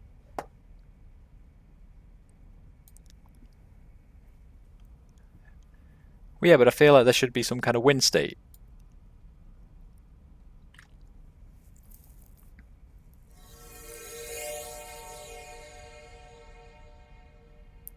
Oh.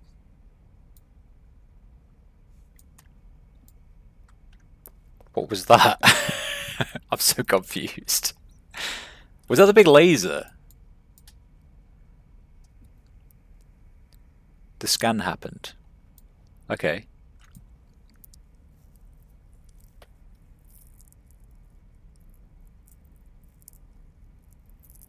Let's wait for it again then.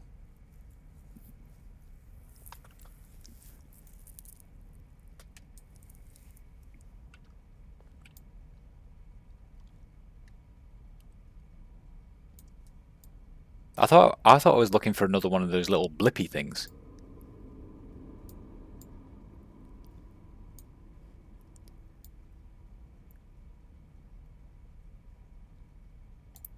Come on, scanny laser.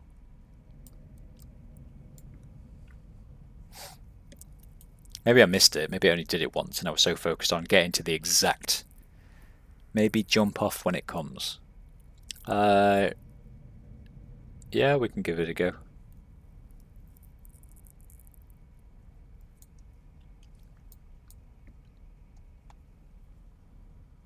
We can give it a go. I couldn't see anything to select or click or pick up when it appeared. Have I just missed it? Does it only ever come once? It's like, oh no, you saw it. The end. Game over.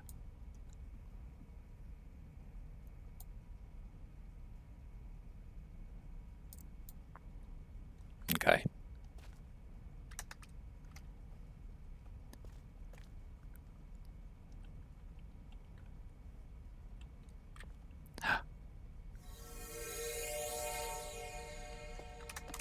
Ugh. Okay, you were right. Jump into it.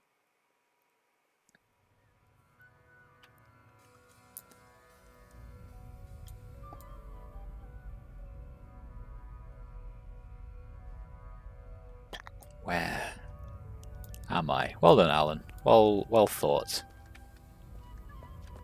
I probably would have spent another 3 rotations, like, wondering what to do. Okay, found a nice pagoda for Relto. There's a lot of clothes around here that it won't let me activate, pick up, or wear. It's a nice... What's that? Dr. Watson. You're not just a guy with a small PP. I can't take it. After all of our efforts to ensure everyone's safety down here in the cavern, yet another accident has taken the life of another friend. It's too much. For years I've been stressing that the restoration must be handled carefully, that extreme caution should be our byword. There is no reason to rush. Then, recently, the explorers began showing up. Despite our warnings, despite our statements that we're making and working as quickly and safely as we can, it wasn't fast enough for them. They just don't comprehend. We've been working down here for over 10 years, yet they think they know better, that we can just approve areas more quickly. I've tried to impress upon them the importance of moving slowly, deliberately, carefully. My warnings seem to fall on deaf ears. Their enthusiasm is understandable. Their disregard for the safety of the people down here is not. Then Phil returned. Phil's the guy that died, we learned about before. He's the one who, in the Sharper journals, Sharper starts getting really paranoid because he thinks he killed Phil because he took his Relto book. And we actually find it in his little spy room later on, so we can go to Phil's Relto. Then Phil returned. He'd been gone for over half a year after he disappeared behind the door we were unable to open in Idakimo. We had worried about him, hoping he was still okay. It was great to have him back and to know he was okay, but he was just as willing to risk his safety and disregard our precautions as the explorers. Now, just a few weeks after his return, he was in an unauthorized area and was killed when a wall collapsed on him. The accidents must be stopped. It started with Branch being killed in an accident. Branch? What kind of a name's Branch? It started with Branch being killed in an accident in one of our trips in 91. Then the death of Elias in 93 because his obsession with the restoration had caused him to neglect his health. Then all the needless injuries suffered by various restoration engineers over the years. And now the death of Phil. That's the final straw. It has to stop. I cannot bear the responsibility of the restoration any longer. The price is too high.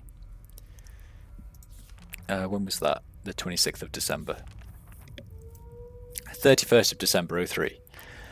I don't know where I'm going. I've been wandering the tunnels for days. No direction, no purpose, trying to clear my head. 1st of Jan 04. Nothing happy about this new year. 4th of Jan.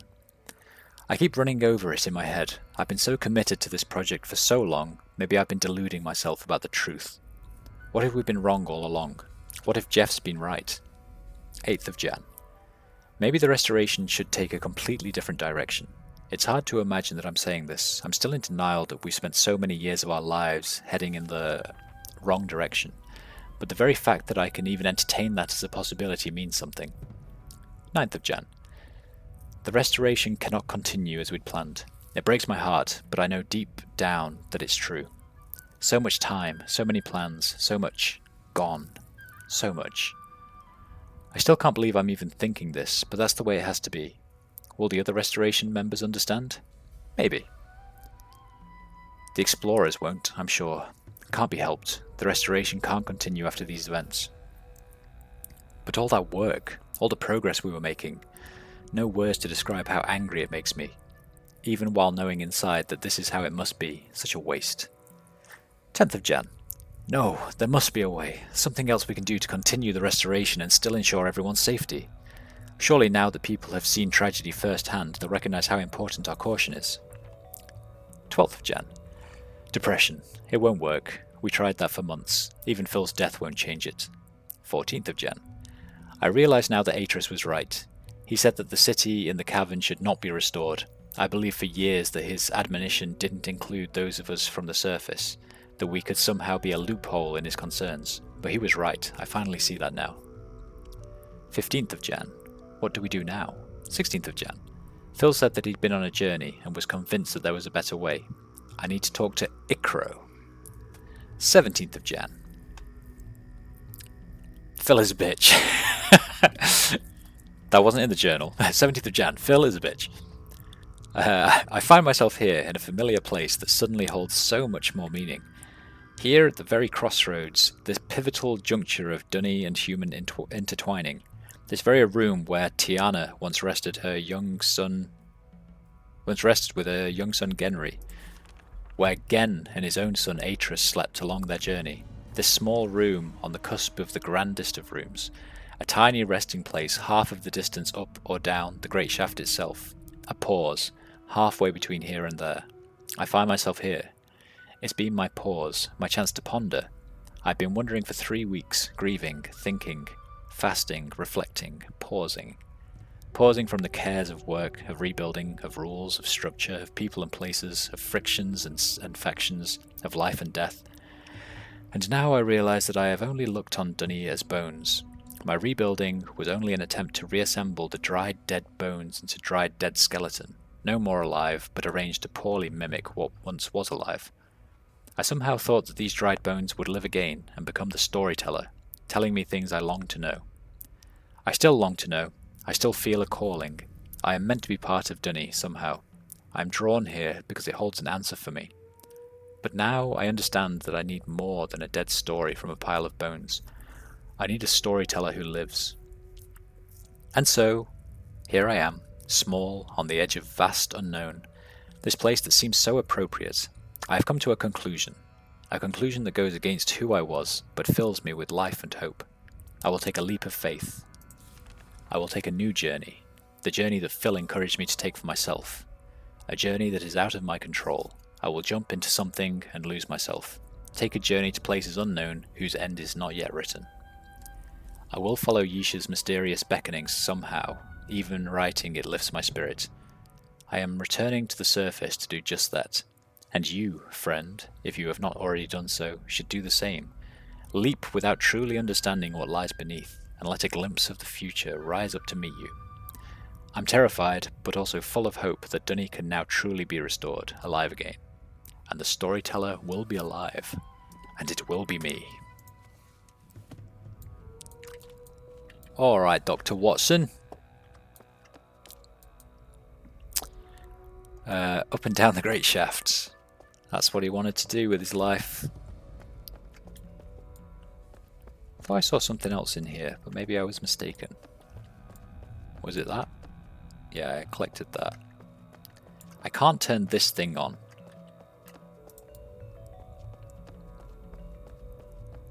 There is a cage here.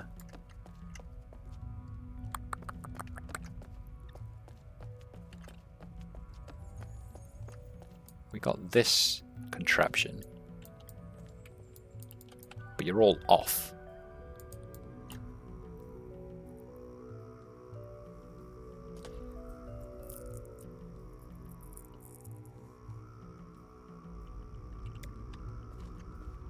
Oh, here's the door. Fucking idiot, seriously. Okay.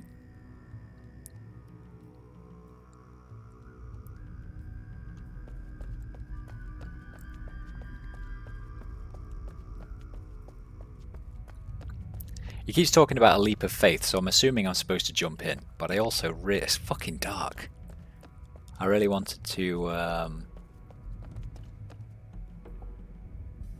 see if there's any.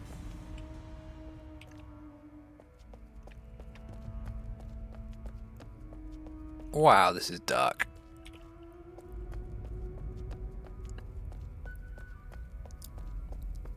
I want to see if there was any secrets, you know. Yes, Alan. How can I help you on this fine day? Did you see they're releasing a full modding toolset for Witcher 3? No, I did not. What is the toolset going to consist of, and how may I mod it? I say, and have absolutely no intention of modding it. Oh! Maybe I should have looked down. Okay, well down we go. We know we're immortal.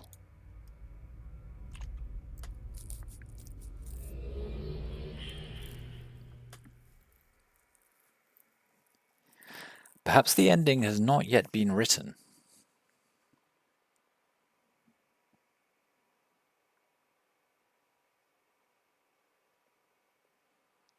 That was the end of the first game as well.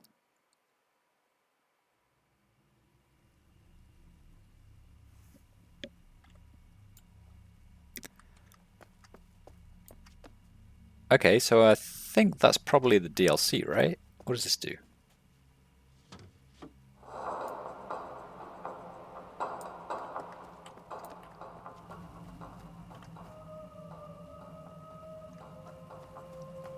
Oh, it's music. Oh, is that what that was? Not that.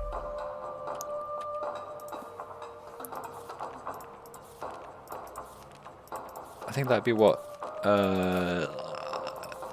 that thing is.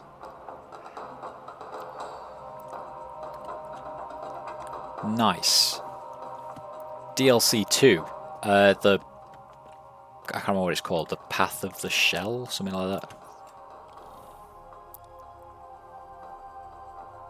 The Path of the Shell. However, I'm not going to start that now. I am going to go and have breakfast / lunch / dinner.